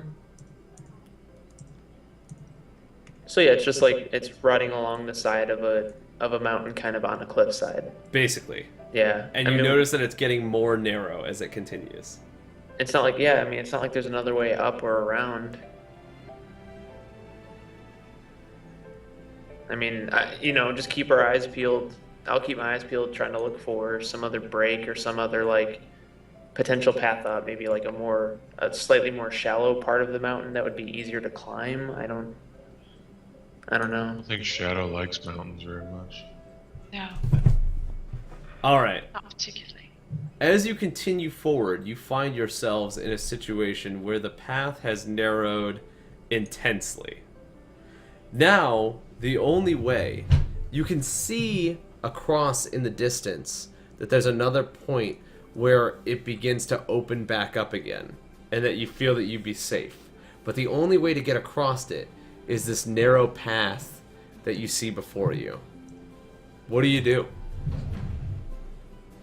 I just jump it. Okay. No. Like, I get like 3 feet of air, guys. I got, Yeah, this. just- I got mad ups. Right. Is that loot down there? Should we climb down there and get the loot? Hey, can we see those bags? Instrument? Go ahead and make a perception check for me, please. I can feather fall someone for the win. Wait, you Can have you feather fall? unfeather fall them back up? Or Can just you, like tie a rope to them can you feather pull them Feather back fall. up? and then pull them back up. There we go. Go ahead and make a perception check for me, please.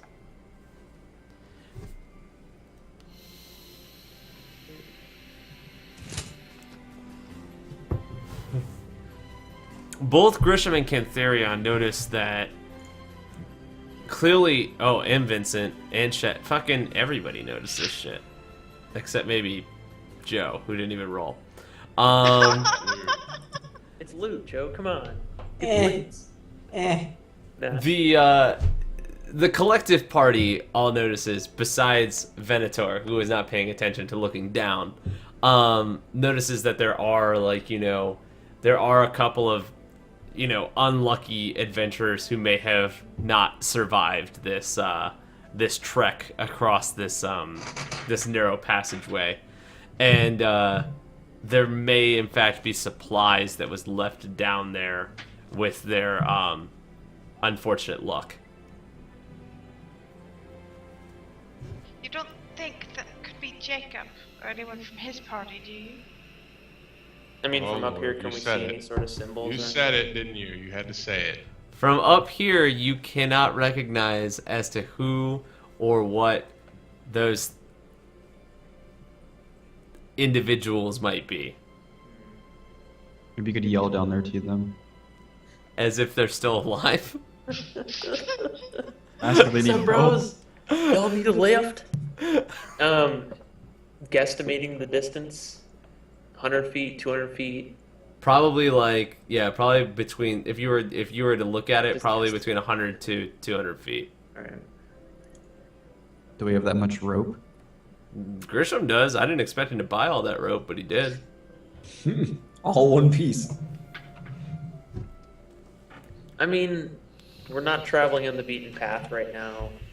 So there's less storms here, right? Like at the point we're at right now. Like there's still storms, obviously, but it's like a less, because of the location in the mountains, it's a lessened effect. There's still a lot of snow. There's still a lot of ice, but it's not like a torrential blizzard like it was before. So, okay.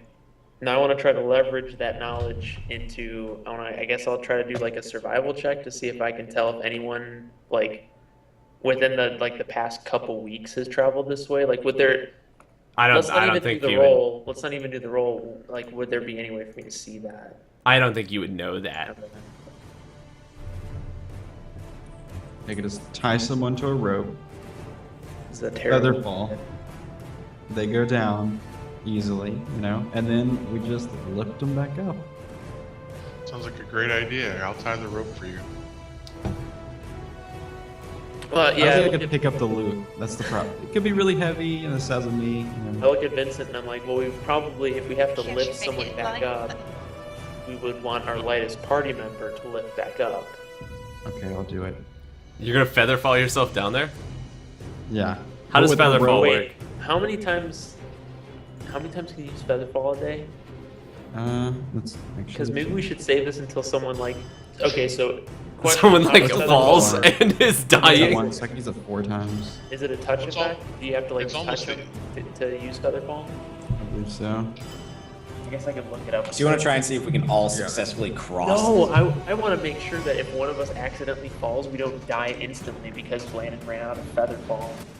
Oh. Well, I think we're gonna be. He said it was 4 before, and now we're in the mountains. It's probably getting dark. We should probably make camp soon, and then he's gonna have a rest and get the spells back in. It is beginning to get darker. It's not like nighttime yet. If we're metagaming. If we're So it's- metagaming. It's a reaction when you take when you or a creature within 60 feet of you falls. And so as long as he's within 60 feet, he can use it. How long do you feather fall for? It lasts a minute. It lasts a minute. Yeah. What does it slow you down to whenever your feather fell? 60 feet per round. 60 feet per round? Yeah. A falling creature's rate of descent slows to 60 feet per round until the spell ends. If the creature lands before the spell ends, it takes no falling damage and can land on its feet. So you can probably make it all the way down there. But once you land, the spell ends. That's unfortunate. So you have to cast it as a reaction. So casting on yourself, like you As have I'm to jumping. So he has to you have to roll jump. a concentration check to do it. So you could just die. you have to jump and begin falling to cast it. Yeah, I'll do it. So You got a rope. do you share this information with us, by the way? Or are you just like, yeah, let's just do it? Do you like let us know? You're like, Hey, oh that's look, not- goodies, that's- and then you just yeah. hop off. Falls. Do you like let us know about that? No. Guys, watch All right. this. What do you want me to roll for that knot that I tied on him? Oh god. Don't make him roll, it'll kill him. No, I'm gonna roll it because I tied it. I tied the rope to him. Do they have a survivability? Do they have anything like that? Survival. There's survival. Do There's sleight of survive. hand, Do roll a there's survival performance. for tying knots. Oh, what's wisdom? That's not a good stat for me. That makes sense, right? Survival would be tying knots. No, not really. I Why are mean, you trying to well, kill if him? survival is like Boy Scouts, sure, but That's what I was thinking. Survival's like Boy Scouts. yeah, it's not a terrible assumption. I'm honestly not sure. I thought intelligence was more like things that you learn, like through books and things. It's more intelligence based. Wisdom is like What's an intelligence-based stat? that you'd intuition use? and stuff. What's an intelligence-based stat that would make sense to tie knots? Wisdom. I'm gonna investigation it. I don't think that works. Investigation the knot. Survival. Oh Well, lord. what about Oh, the- okay. So you tie it on him. Oh god. All right. And then I guess I'll make a. What is it? Wisdom. With 20 plus wisdom. Yeah, it's Maybe concentration. dexterity, maybe some dexterity. So concentration would be you have to concentrate on it. So Oh yeah. Dexterity is to securely tie up a prisoner. no. I'm sorry. I'm totally wrong. Concentration just means you can't get hit. If you get hit, then you roll a d20 to see if you lose concentration. You can cast it regardless. I was So talking about Featherfall. Like yeah. when I jump. So Featherfall is a concentrated ability, right? It requires concentration. The site that I was using went I don't down. think it was concentration. I was just saying, since he's falling through the air, he would have to concentrate to cast a spell. But I guess since we're out of combat, maybe not. No, what I'm saying is like if a spell says that it requires concentration, it means if you get hit, you roll a d20, and if you roll lower than a 10, you lose concentration, so you're no longer concentrating on the spell. Well, I'm just referencing like. So if you don't have to roll for Featherfall, you can just jump off here and use Featherfall whenever you want to. Oh, okay. And there's no, you're not gonna fail. There's no way to fail it. You just know how to do it. Technically, if something hit you in the air, so if you jumped off here and somebody shot you with an arrow, and then you had to roll concentration and you failed concentration, then you would fall immediately and Okay, die. That makes sense. Yeah. More sense. You automatically concentrate on the spell without anything else being in your way. Even with the wind in my hair. We kick some rocks. He's looking for an excuse to die. So are you gonna do it? Are you gonna jump off? Yeah. All right. So you jump off using Featherfall to make sure that you don't splat on the ground, and you land deep down in this pit. You You are pretty far away from everybody at this point. Perfect. So you're down here. What do you do? You guys okay? How loud did you yell that? Not that Oh, loud, Landon. not that loud. It was a me to you. You They know? don't hear you. Okay. I'm gonna try to go. There's like a pack, right? What do I Yeah. see? So when you go down there, you see that there are two people who are wearing like sort of like ornate robes, and underneath that they have like sort of these skins that they're these furs that they're wearing underneath to keep them warm. There's also a pack, and then a barrel full of what looks to be like fruit, but the fruit has gone to rot. Okay. And there's not like a. It's just them and then a pack of fruit. There's a pack inside there. If there is a backpack that's down there, and then that barrel of busted up produce. Okay. Yeah. I'm gonna just rummage through stuff. Okay. When you pick up the backpack, go ahead and do an Arcana check for me, please.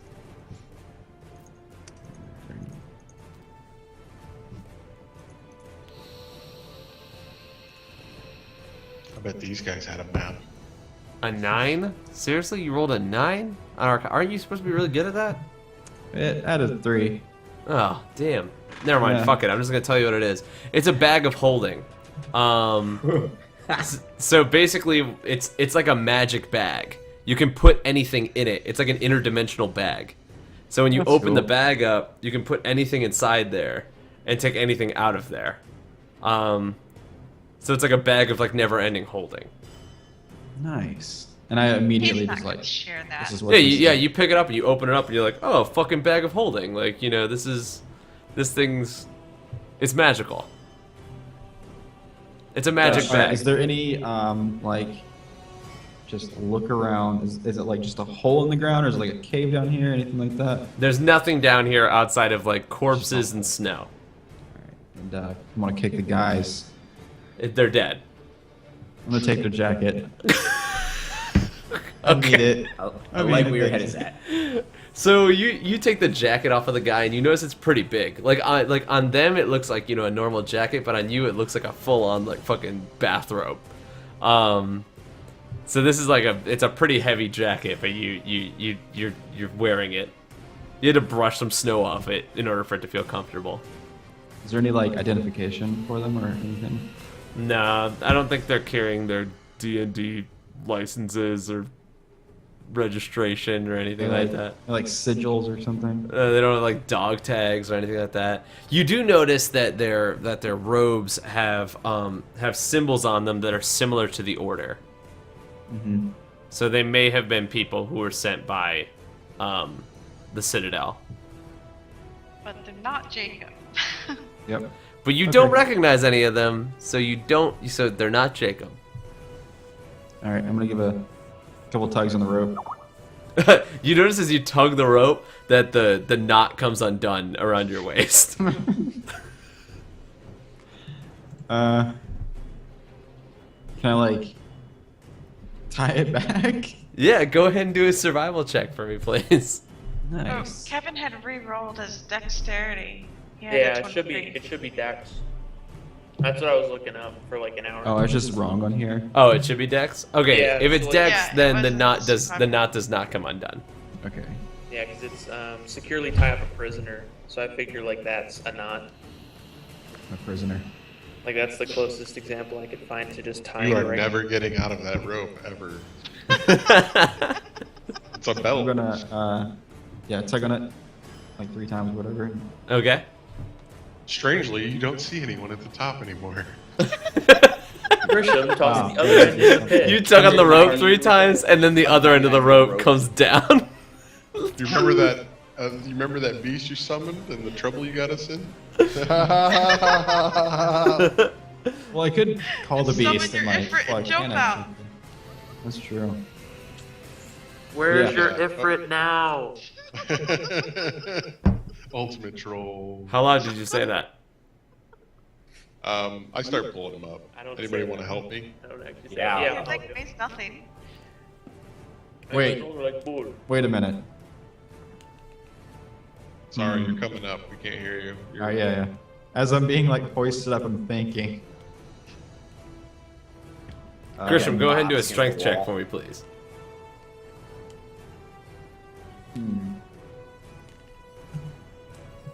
Yeah, should be good. We'll just play it safe. Ooh. Wait, let me use my other arm. What? Hey, can I do it as it'd be like That's my good athletics? Yeah, we can do athletics. I'll give you one more shot. Aren't the three of us pulling him up though? Wait, can they all do a perception check to see if he slipped the rope and then they could react to grab him? I'm gonna say Percent- they pull you up. Can't theory I rolled a Perfect, 15, and you're pretty light. Christian's Yeah. pretty magical right now. Here's the thing: if I wanted I put to, if my I wanted to legs kill into you, it. this isn't how I wanted to kill you. Yeah, This is in a giant pit. yeah. So I'm at the top now, right? All right, they're able to get you all the way back up to the top, Nice. and you have the bag of holding. I'm just gonna toss it to the I'm gonna Grisham. toss it back down there. Like, oh, Oh, God, fucking that'd be do it. Hey, can you? I'm gonna toss it to. Are you Grisham actually then. throwing it to him, or are you giving it to him? Yeah. I'll just give it to him. All right. Get you. Who are you giving it to? Grisham. So Grisham is the bag of holding. Yep. I do. Do you Bag tell of him what it bullets. is? Bag of never-ending turnips. Yeah. Do you tell him what it is? Well, I guess since they can't tell, then yeah, I would tell them. Yeah, it's what would? Is that what they just call it? Like word on the street is like he has a bag of holding. Like is that what they say? I don't know. So In we did in Oberon, do they call it a bag of holding? What do we call it in Oberon? I'll just say it holds everything. You can put Enchanted anything in bag there. that holds lots of stuff. Did Yeah. someone from the Church of Redemption name it? Bag of holding.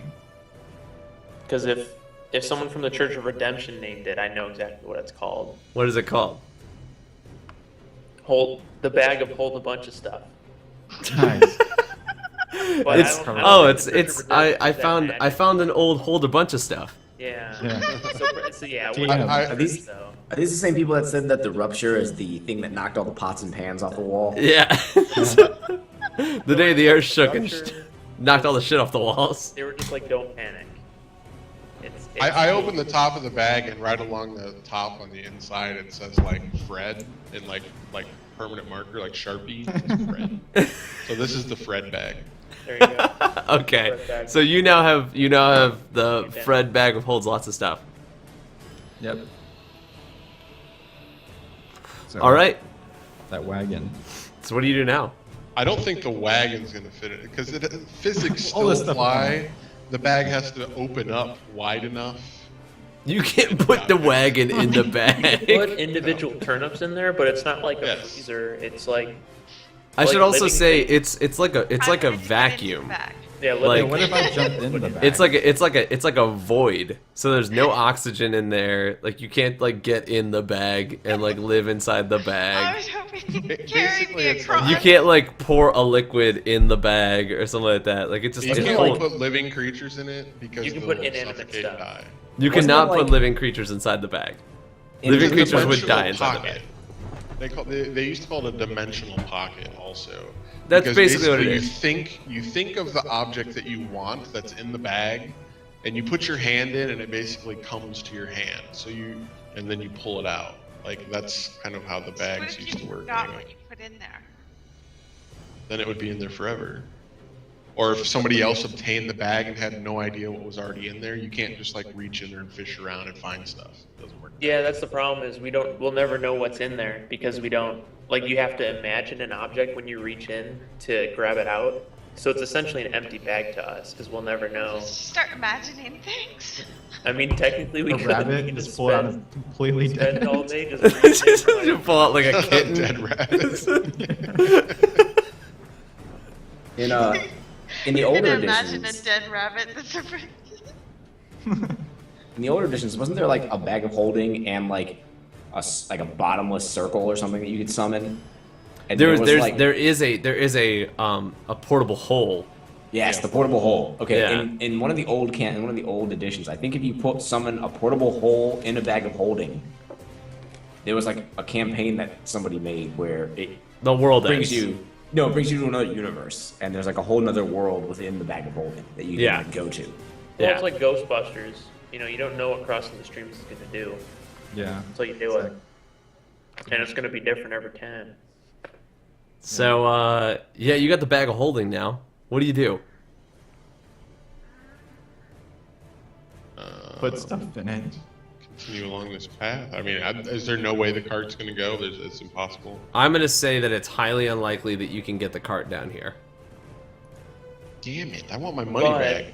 But That's why I laughed when you went and bought that cart, because I was like, I know where you gotta go, yeah, man. can we empty everything off? How much does the cart by itself weigh, give or take?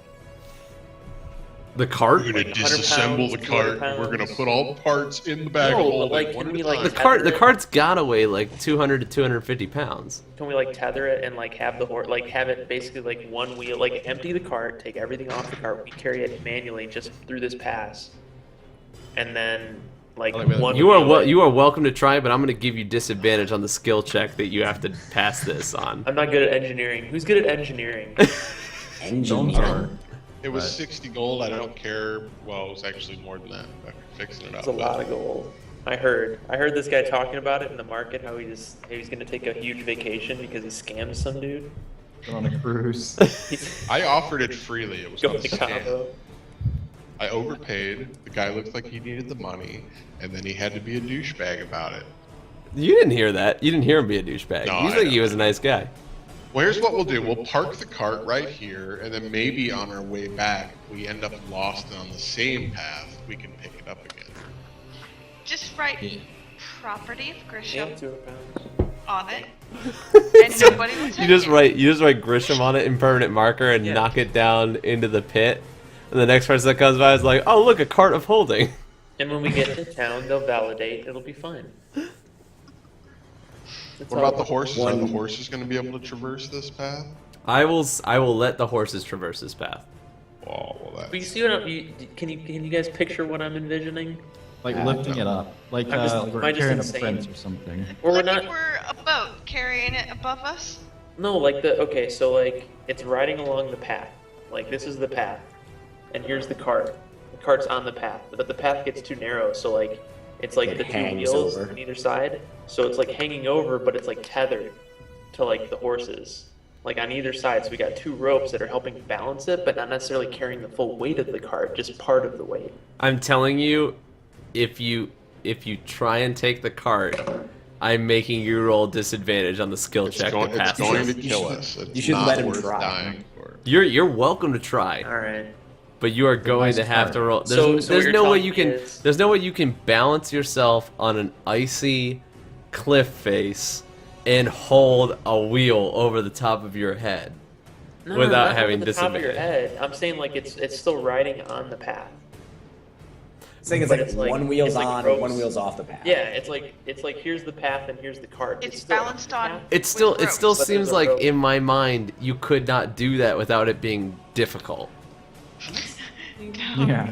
I'm saying I don't know about disadvantage. That's so. So we get to the top, and then it's just like it's completely useless to even All right, carry it so so here's far. what We're just happens. gonna- Well, I do have climbing pittons that we could actually anchor into the path and string a rope, and I mean we could get involved in this, but I really don't give a damn. I think we should just continue on. So I start to think of all this really cool stuff, and then I imagine like this really. I mean, we could complicated build a weapon bridge. system, and then I'm like, and then I picture like We take the you're- cart apart and we build a bridge with all the wood that the cart's I picture like a shining image of Tyr at the end of the pulley, and he's like, "No problem, Kentherion, I've got it." And then I like shake my head and realize where I'm at, and my wisdom I think kicks in, this and is it's the like, rest "Oh, this of is a the bad campaign on this. idea." Why don't we Yeah. So I'm go like, "All right." back the way we came into that valley, set up camp there, and light the thing on fire? Because it's not your cart. Why do you want to destroy the world, Venator? I think it's a perfectly good plan. We have wood that we can set on fire that is worthless at this point, and it can keep us warm for the night. Because while you've been sitting over here trying to engineer a bridge, the sun's going down. What was that idea? I think. How far have we traveled since that valley? Pretty far. Okay. Yo, what's up, Zardcon59? Thanks so much for giving us a follow, man. We appreciate it. Happy hunting. You know that we're gonna have to come back down, and we could just pick it up on the way back. Are you gonna be able to find this place? How many days, give or take, have we been days? How many days have we been traveling so far? This is the first day. It's the first day of Still the 8. first day. Yes. Yeah. This is the first day of 8. We need And this we're cart. lost, so it's at least.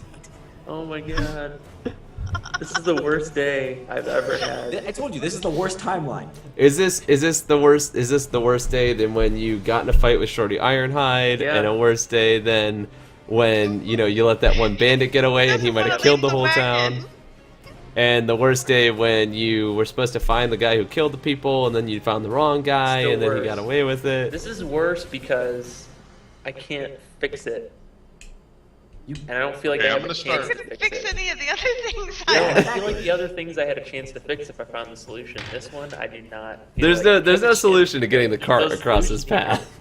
There's just this is a non-starter. Yeah, we just You leave. could tie a rope to the cart and leave the rope and the cart, and then come back.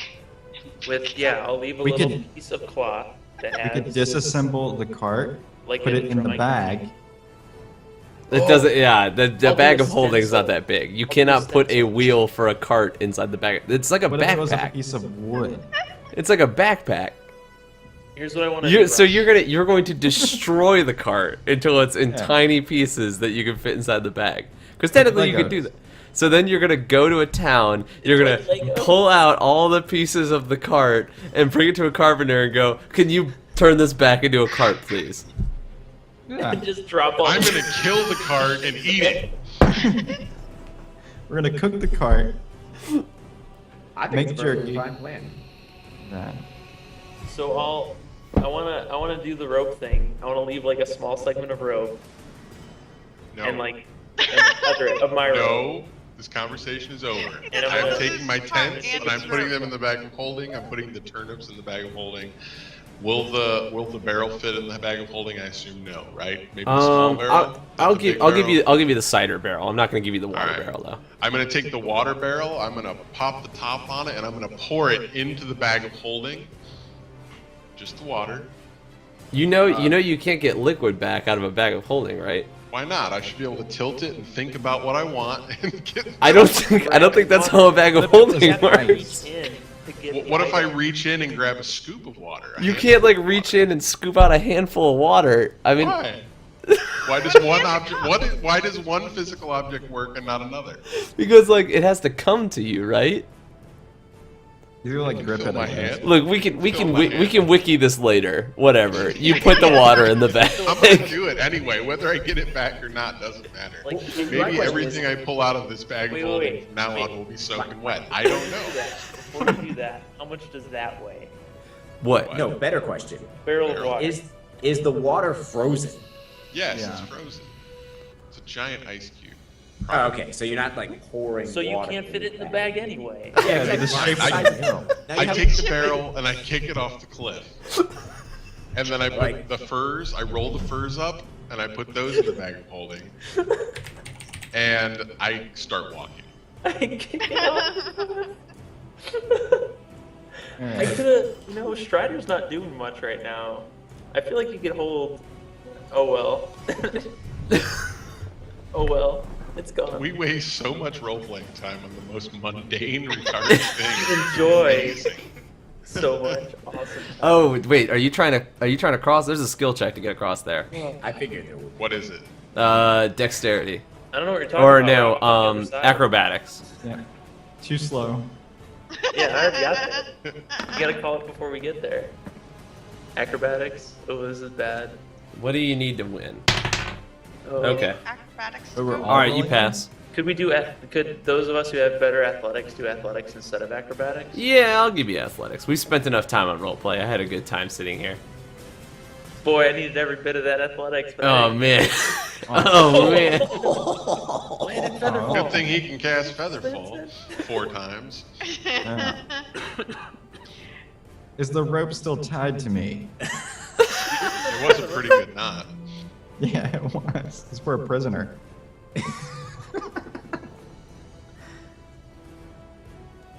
What? All right, so Shadow makes it across, Grisham makes it across, Cantharion, you're gonna fall, and Vincent, you're going to fall. I wanted to be engineer. And Venator, did you roll? I guess I'm waiting for them to cross it because I don't know if He's it's waiting safe for for everyone to all of us to fall. go at the same time.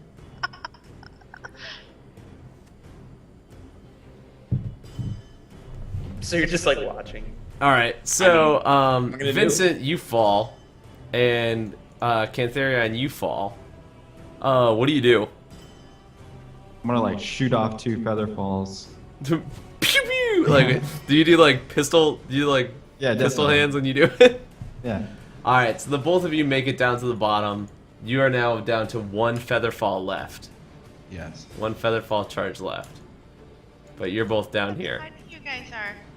Why is he so much That's bigger awesome. than him? He's falling. Damn it, I just put this rope away. Are you kidding me? Wasn't it still tied to him? No. No, I put. I said I was Okay. Oh, putting the okay. rope in the bag of holding. Pretty sure I did. What do you do? That's what I should have done. I should So, have am put I the gnome remembering in the this bag of correctly? holding, tied the rope to the end outside of the bag, and tossed it across the.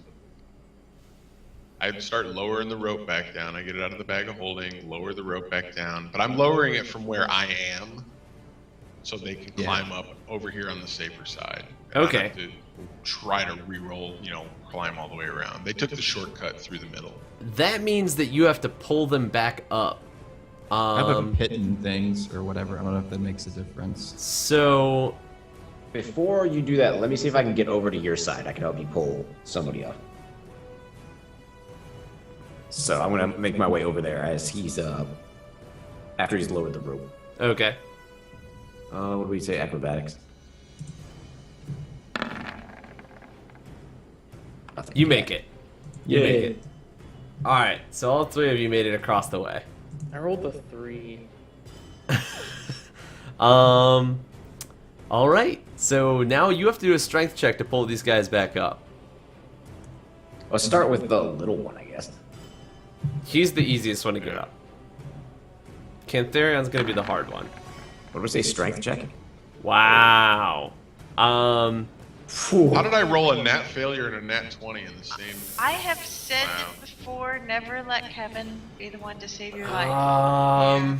Did I have advantage or disadvantage? Yeah, this one was on Landon. So Okay. maybe advantage. He's a lot lighter. Yeah. You find that as you are attempting to pull them up, you lose your footing and you slide on the ice, and you yourself begin falling down into this pit. Oh my god. We just are gonna live in the pit now, guys. I hope you like We are turnips. now the pit people. For their last meal will be You are now turnips. falling. What do you Wait. do? Wait, I don't get a reflex. is he falling with the rope? Like, where's the rope and where's he in relation? Was anybody else holding onto the rope at the time? I was assisting to like help him pull up. I assume Landon, Vincent. You were assisting? Yes. Okay, I'll give you advantage then. Fuck it. You get I was staying as far away from the edge of the cliff as I could. you get Vincent up. He's not even the hard one to get up. Now you have to get up Now- against now we Theron. have I'm not, Vincent. Alright, I'm not here's the falling deal. anymore. What's You are not falling now because I'm gonna give you advantage because he helped you. I'm gonna help.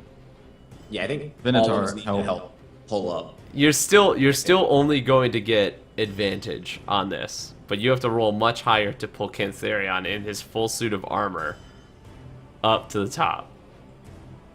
The I can heaviest trust man you. in the party is now at the bottom of this like 150-foot pit.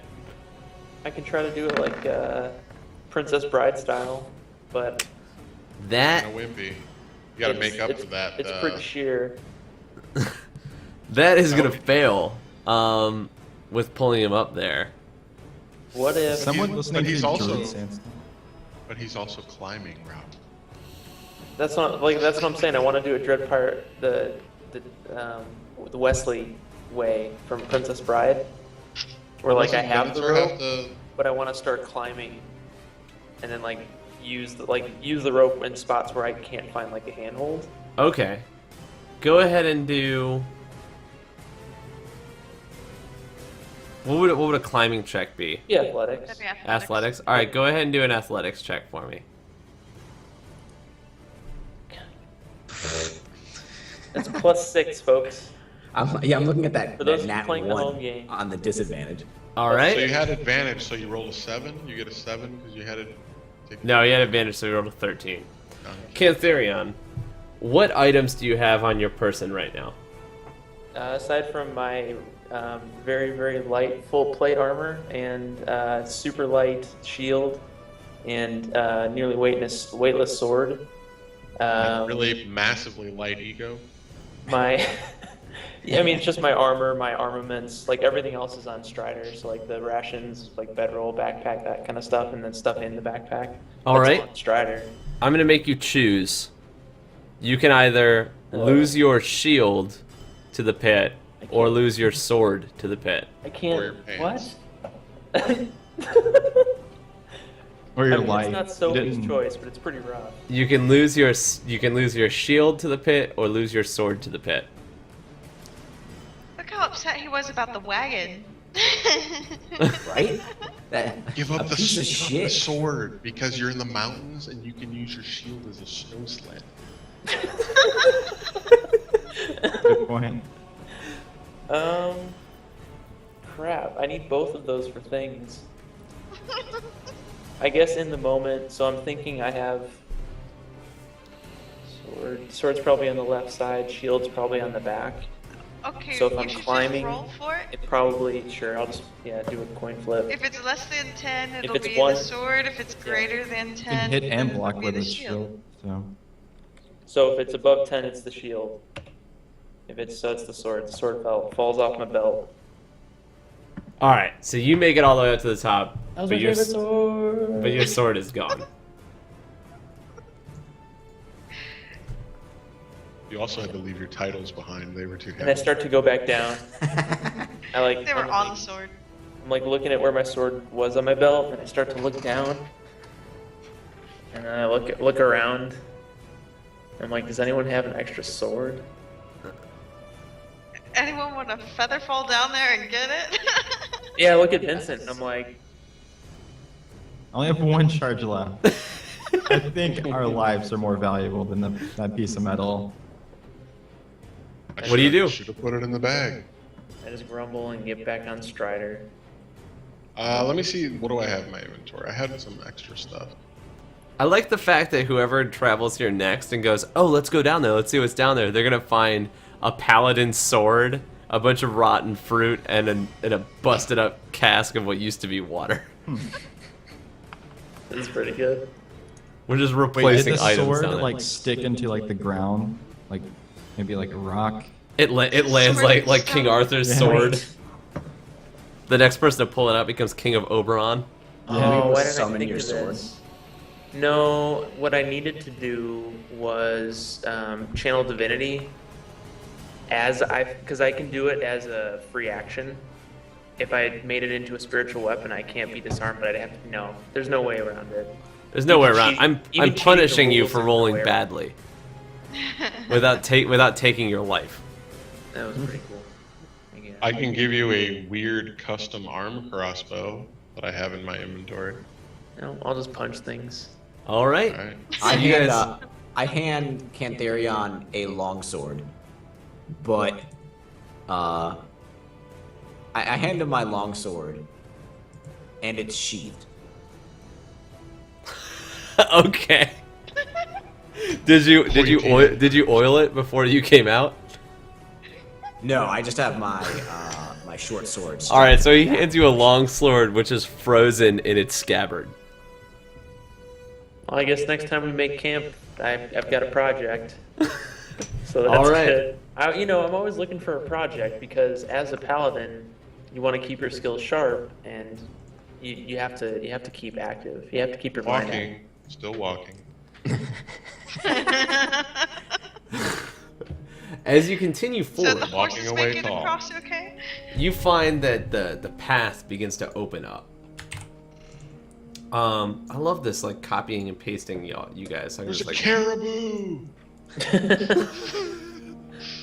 Looks like dinner.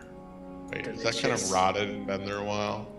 Yeah, I think it's showing some zombification. It's really cold, so it'd be frozen.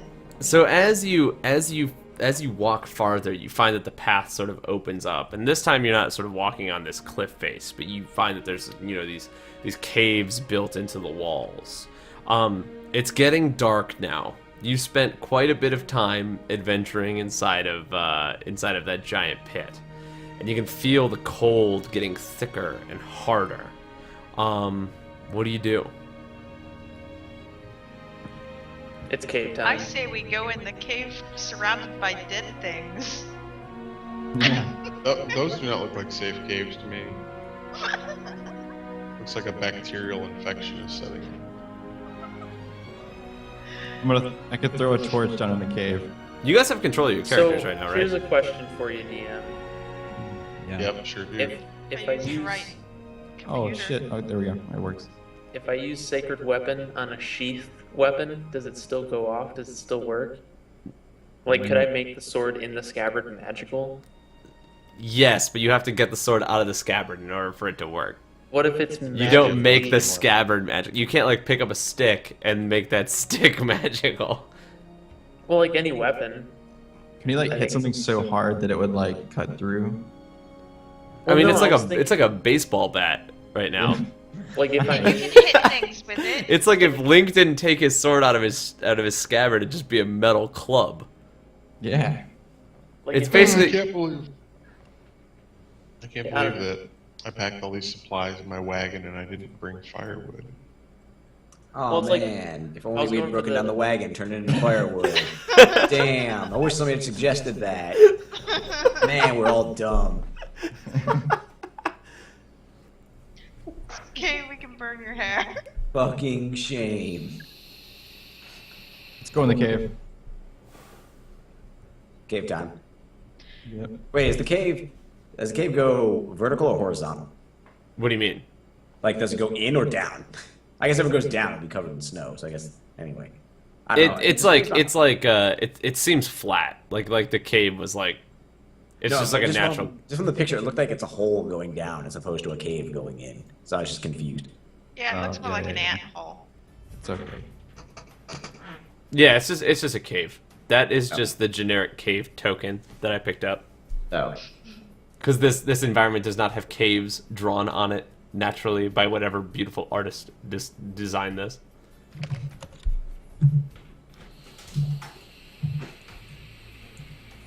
I have torches. Strange cave.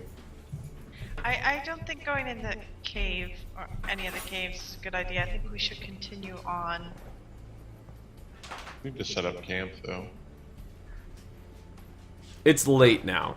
It's getting to the point where like the sun is going down, it's getting darker, and it's getting colder. It's getting colder. I don't know if we're gonna find a better position than this. I'm gonna reach into that bag of holding and I'm gonna pull out one of my tents. And I'm gonna place it right. So you're gonna camp outside? Yeah, I'm gonna pitch my tent right there.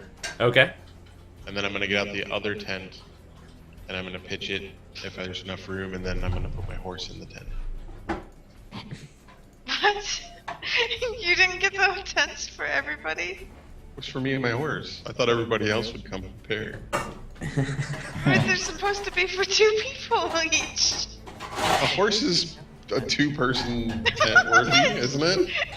Picture the tent around you. That's nice.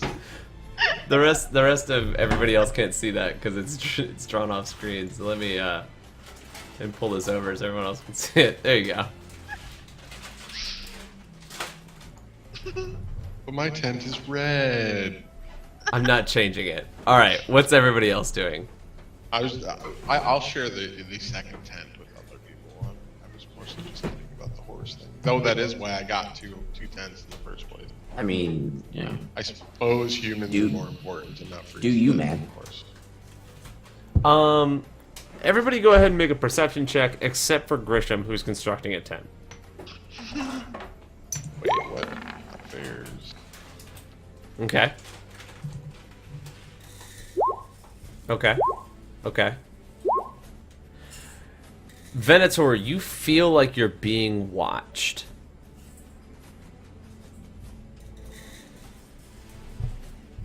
Can I Venator was sense watched. from where? I'm gonna say no.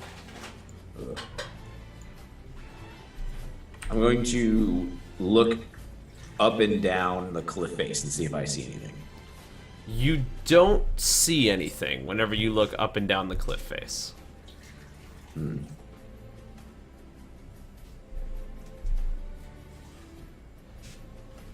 I don't know if this is the most strategic location, as I think something might be living in these caves, watching us.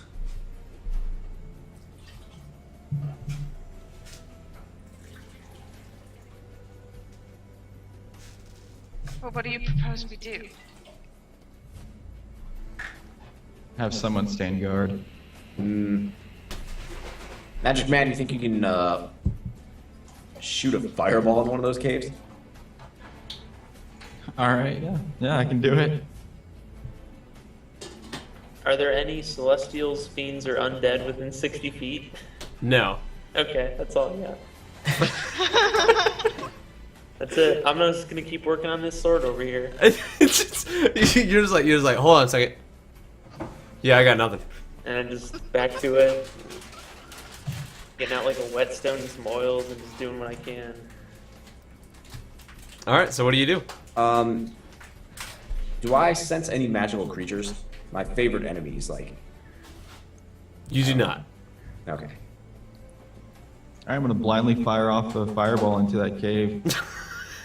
Okay. And the mountain explodes because you hit a methane pocket. Wait, that meth down there? Is that a meth lab? You fire off a blind fireball into the cave. And as you do it, it lights up the cave on the inside, but you don't see anything on the inside, and there's no sort of response from it. Looks like we're safe. Did it happen to light up anything while I passed through? No.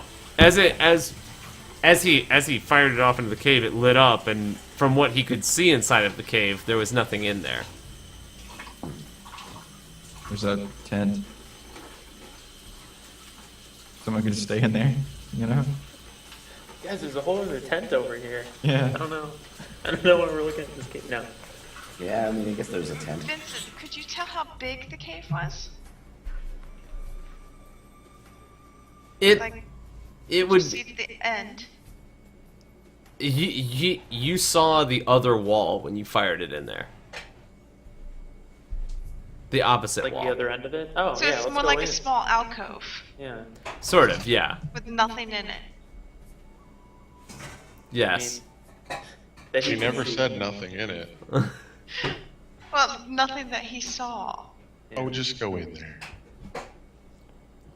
Do it. I'm not going in there by myself. Yeah, so after I saw Vincent fire off the fireball and nothing happened after that, I'll pick up my bat.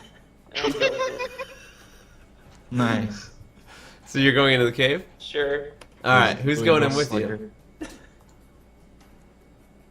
I'll go. Yeah. Is I it, shot is a it a fireball in there. versatile? Is it like a club that's versatile? So if I dual wield it, do I get the extra die? Yeah, whatever. It's like it's a club-like thing. It is actually. I think it is a versatile weapon. Yeah, it is. It is versatile. Yes.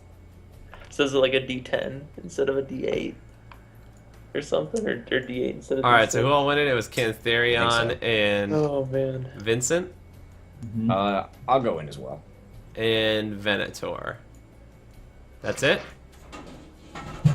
Yeah, I'll just keep watch out here. I finish my tent and I wrap myself in furs, like all 5 of them, and then like a burrito, I'm just like laying in here going to sleep or trying. Okay. When you go inside the cave, you see, you don't see anything because it's dark. But if you could see anything, it would look somewhat like this. But you can't really see anything because it's dark right now. Did you draw that yourself? Yeah, I did. Nice. Why are you making fun? No, I just was like, that's really odd. Like, whoever painted that. Well, fuck you then. I want to Landon. see you find a cave, Matt. Landon, do me a favor. Do me a favor. Roll a d4 right now. Just roll a d4. Are you telling my character to do that? Just roll a d4. Okay. Nice. You feel a tingle in the back of your neck, like divine, like something divine is really angry at you right now, and you take one damage Oh, for angering the gods. How about that? all right, fair enough. What? Because of his map making skills. Yeah. How dare you? All right. Or Oh. cave making skills.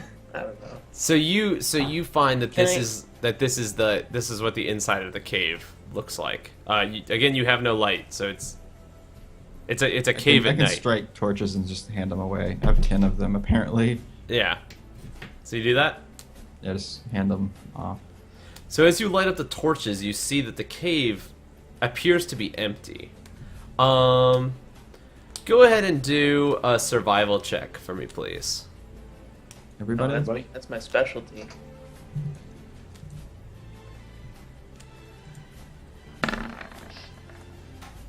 Look at that. That's my specialty, guys. Oh man, well you guys did great. Vincent, you recognize that this cave is probably at one point was used as like a home for some sort of animal. You gather that it was probably like wolves or something like that, but it doesn't look like it was lived in for a while. A while meaning like it's been abandoned for a couple of days. There's some hay in the back. Yeah, there's like a little like section that was probably used for like bedding, that sort of thing. But there's no like recent droppings or anything like that would make you think that anything was in here as of recent. I'm gonna look up on the ceiling and see if there's anything up there. There is nothing on the ceiling. Cool. I'm gonna look around that corner. Nothing around that corner. That appears to be the Alright. other entrance of the cave. Cool. So that just leads back onto the mountain path. Correct. Cool. I'm gonna yell really loud. Okay. You hear like the echoing of your voice against the cave walls, but no response. All right, looks like we're good. We can sleep here. Cool. I want to start a small fire with my flint in some of that bedding and just like pull it to like this other entrance, and so it can help me work with my sword. Okay. So you Just start a small fire, yeah. You start a small fire like here-ish.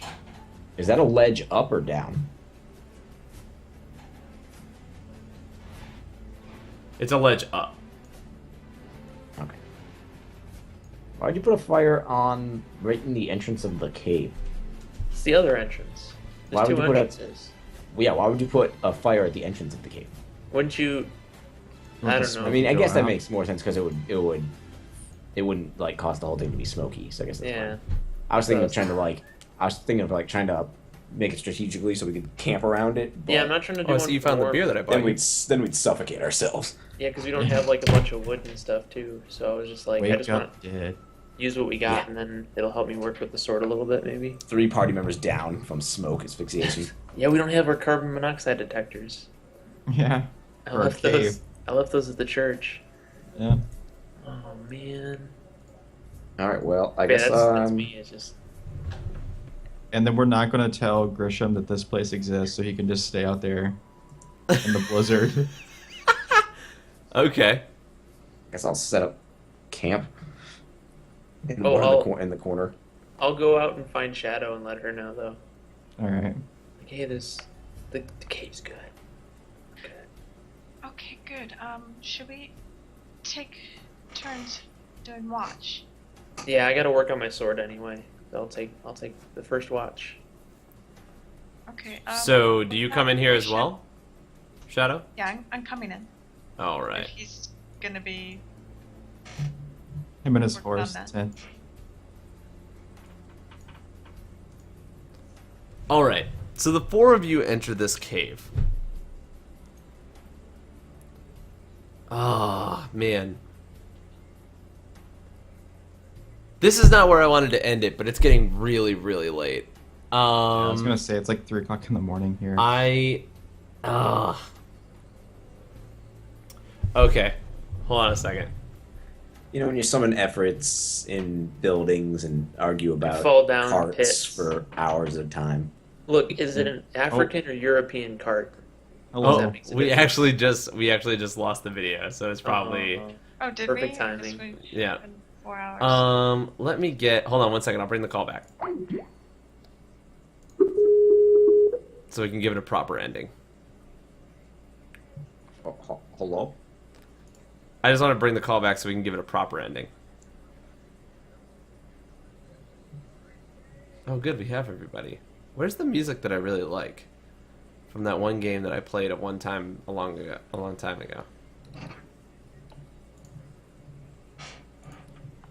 Okay. It's from The Last of Us. I love this song from The Last of Us. Last of Us. Oh. You guys find yourselves inside of this cave. The fire that Cantharion has created warms the inside of the walls, and for once in a very long time, you feel like you're protected. You feel like everything is going to be okay. Grisham outside is wrapped in 3 different fur blankets and hanging out in his tent. Cantharion working at the scabbard to try and pull out the new sword that he has borrowed after losing his own. Venator, you still feel like you have been watched for quite some time. And as it gets later and later into the night and you begin to put together your beds, you begin to feel a false sense of security.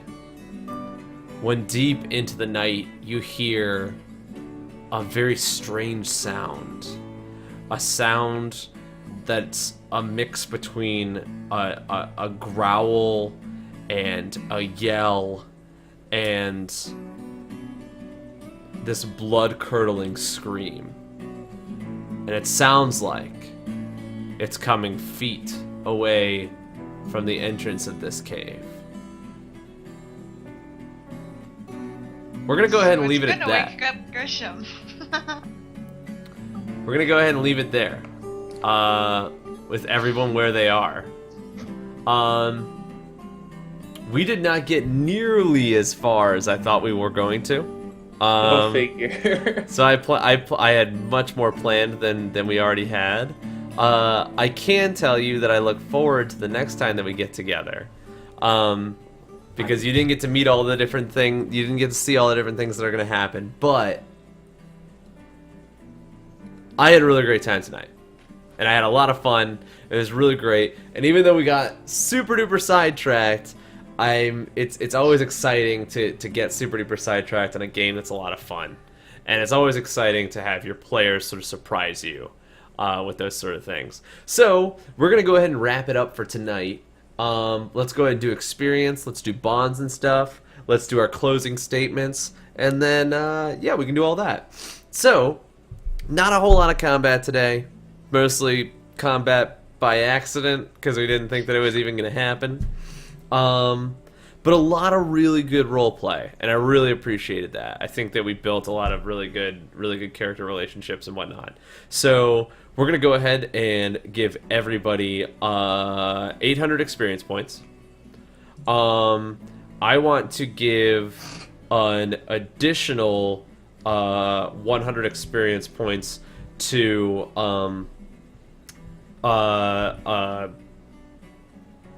Vincent, because I really liked that you were sort of thinking out of the box.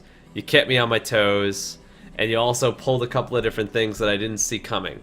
So I think it's great that you did that, and I think it really helped to sort of flesh everything out. And I liked the interaction that you had with the sort of ancient beast. So yeah, let's do that. Did anybody have any bonds that were resolved today? I have a bond that would have changed with Vincent. Okay. Before, I was intrigued with magic and worried for well-being. Now I'm kind of wondering whether or not he's completely a power-crazed idiot. Okay. Okay. I would say that bond probably wasn't resolved, but it probably was like expanded upon. You know, you never got the resolution from before. It's more like you're like, oh, I was totally wrong. This is the thing now. So yeah, I think that seems like a fair thing to do. Does anybody else have a bond that was resolved today? Does anybody have any new bonds that were made today? I'd say with the ring, or maybe like trying to find more rings if it exists like that.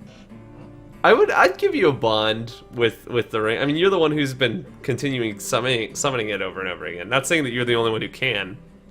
Right now, everyone seems to be under the impression that you're the only one who can. I tried. But yeah, I'd give you a bond with the creature. You still have to name it at some point. Yeah, it's Ifrit. Different. You're gonna name it Ifrit. We're gonna take the name straight from Final Fantasy. That's what we're gonna do. We already got Vincent Vega. Yeah. I'm not very creative. I like the things that I like.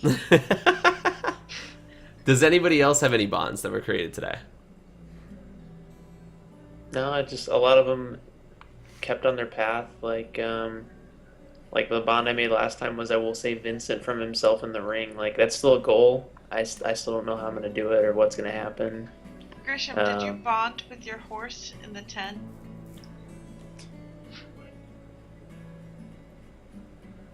I think that I would like to say that I think tonight's session was really great. I'm gonna go ahead and go into closing statements. I want to thank everybody who hung out and watched it, and anyone who appreciated it. Again, I say it at the beginning of every stream, but my name is Rob Steinberg, also known as Captain Robbed. I'm an aspiring actor and voice actor living in Los Angeles. We stream and play this game once a week, every Tuesday, and hopefully pretty soon, like Saturday mornings, if we can ever get a Saturday morning together. We hope to stream next week, and the week after that's going to be a little bit more tough with the holidays. If I do end up going home, and I live in North Carolina with two of my other buddies, if I do end up going home, then we might be able to get a little something together with me streaming at Joe's house or at Landon's house, and then maybe do like, I don't know, like a fun little Christmas stream, the same way that we did a fun Halloween stream. If you have missed any of the other episodes, or you're brand new, feel free to check down below. Down below you can find my YouTube channel, or you can check on all the other videos that are on Twitch. We have all the episodes up, starting from episode 3, because before that I wasn't recording episodes, but I promise we give you recaps all the time, so you won't have missed out on anything. Check those out, you'll love them. You can also check out my YouTube channel, which has a bunch of different videos and a bunch of different web series that hopefully will be going up pretty soon. You can always find me here. If you, I also tweet out whenever we go live at Captain Robbed. And yeah, that's basically it. Chris, who plays Cantharion, where can everybody find you? I'm at Cantharion everywhere. I will post random nonsense and generally be a hermit and play video games aside from that. Wow. Yeah, a lot of Fallout lately. And yeah, just another awesome session. Glad we're doing it again. Shoutouts to Rob for throwing it all together, and looking forward to next week. Sweet. Thanks, man. Underneath Cantharion is my very good buddy Landon, who plays Vincent. Landon, where can everybody find you? On Twitter, it's all linked. If you just click on my Twitch, it's all linked there. But yeah, I'm gonna start streaming again whenever I become a digital athlete. Whenever you get back into Overwatch again, whenever they open it back up. Yeah, I'll start streaming again once I'm on a gaming team or something. But till then, taking it easy and just doing my own thing. But yeah. And underneath Landon, we have Jillian. Jillian, who plays Shadow. Jillian, where can everybody find you? Currently, I'm doing art on Patreon. You can find me here, patreon.com/JillianIvy. What were the cards that you were showing before? Those were some Christmas cards I'm making for some friends and family, and they were done with these little tiles. They call them Zen tiles. It's just a 3x3 drawing in gel pen, and I assembled them all together and drew all over them. I did it the other day on stream, on my stream, Jillian Ivy Art, here on Twitch. Sweet. So. Very cool. Oh, and my birthday is coming up on Friday. Hey! So I will be a year older the next time we get together. Congratulations. And in like 3 times when we get together, the stream will be a year older. We'll be one more year deeper into Dungeons and Dragons.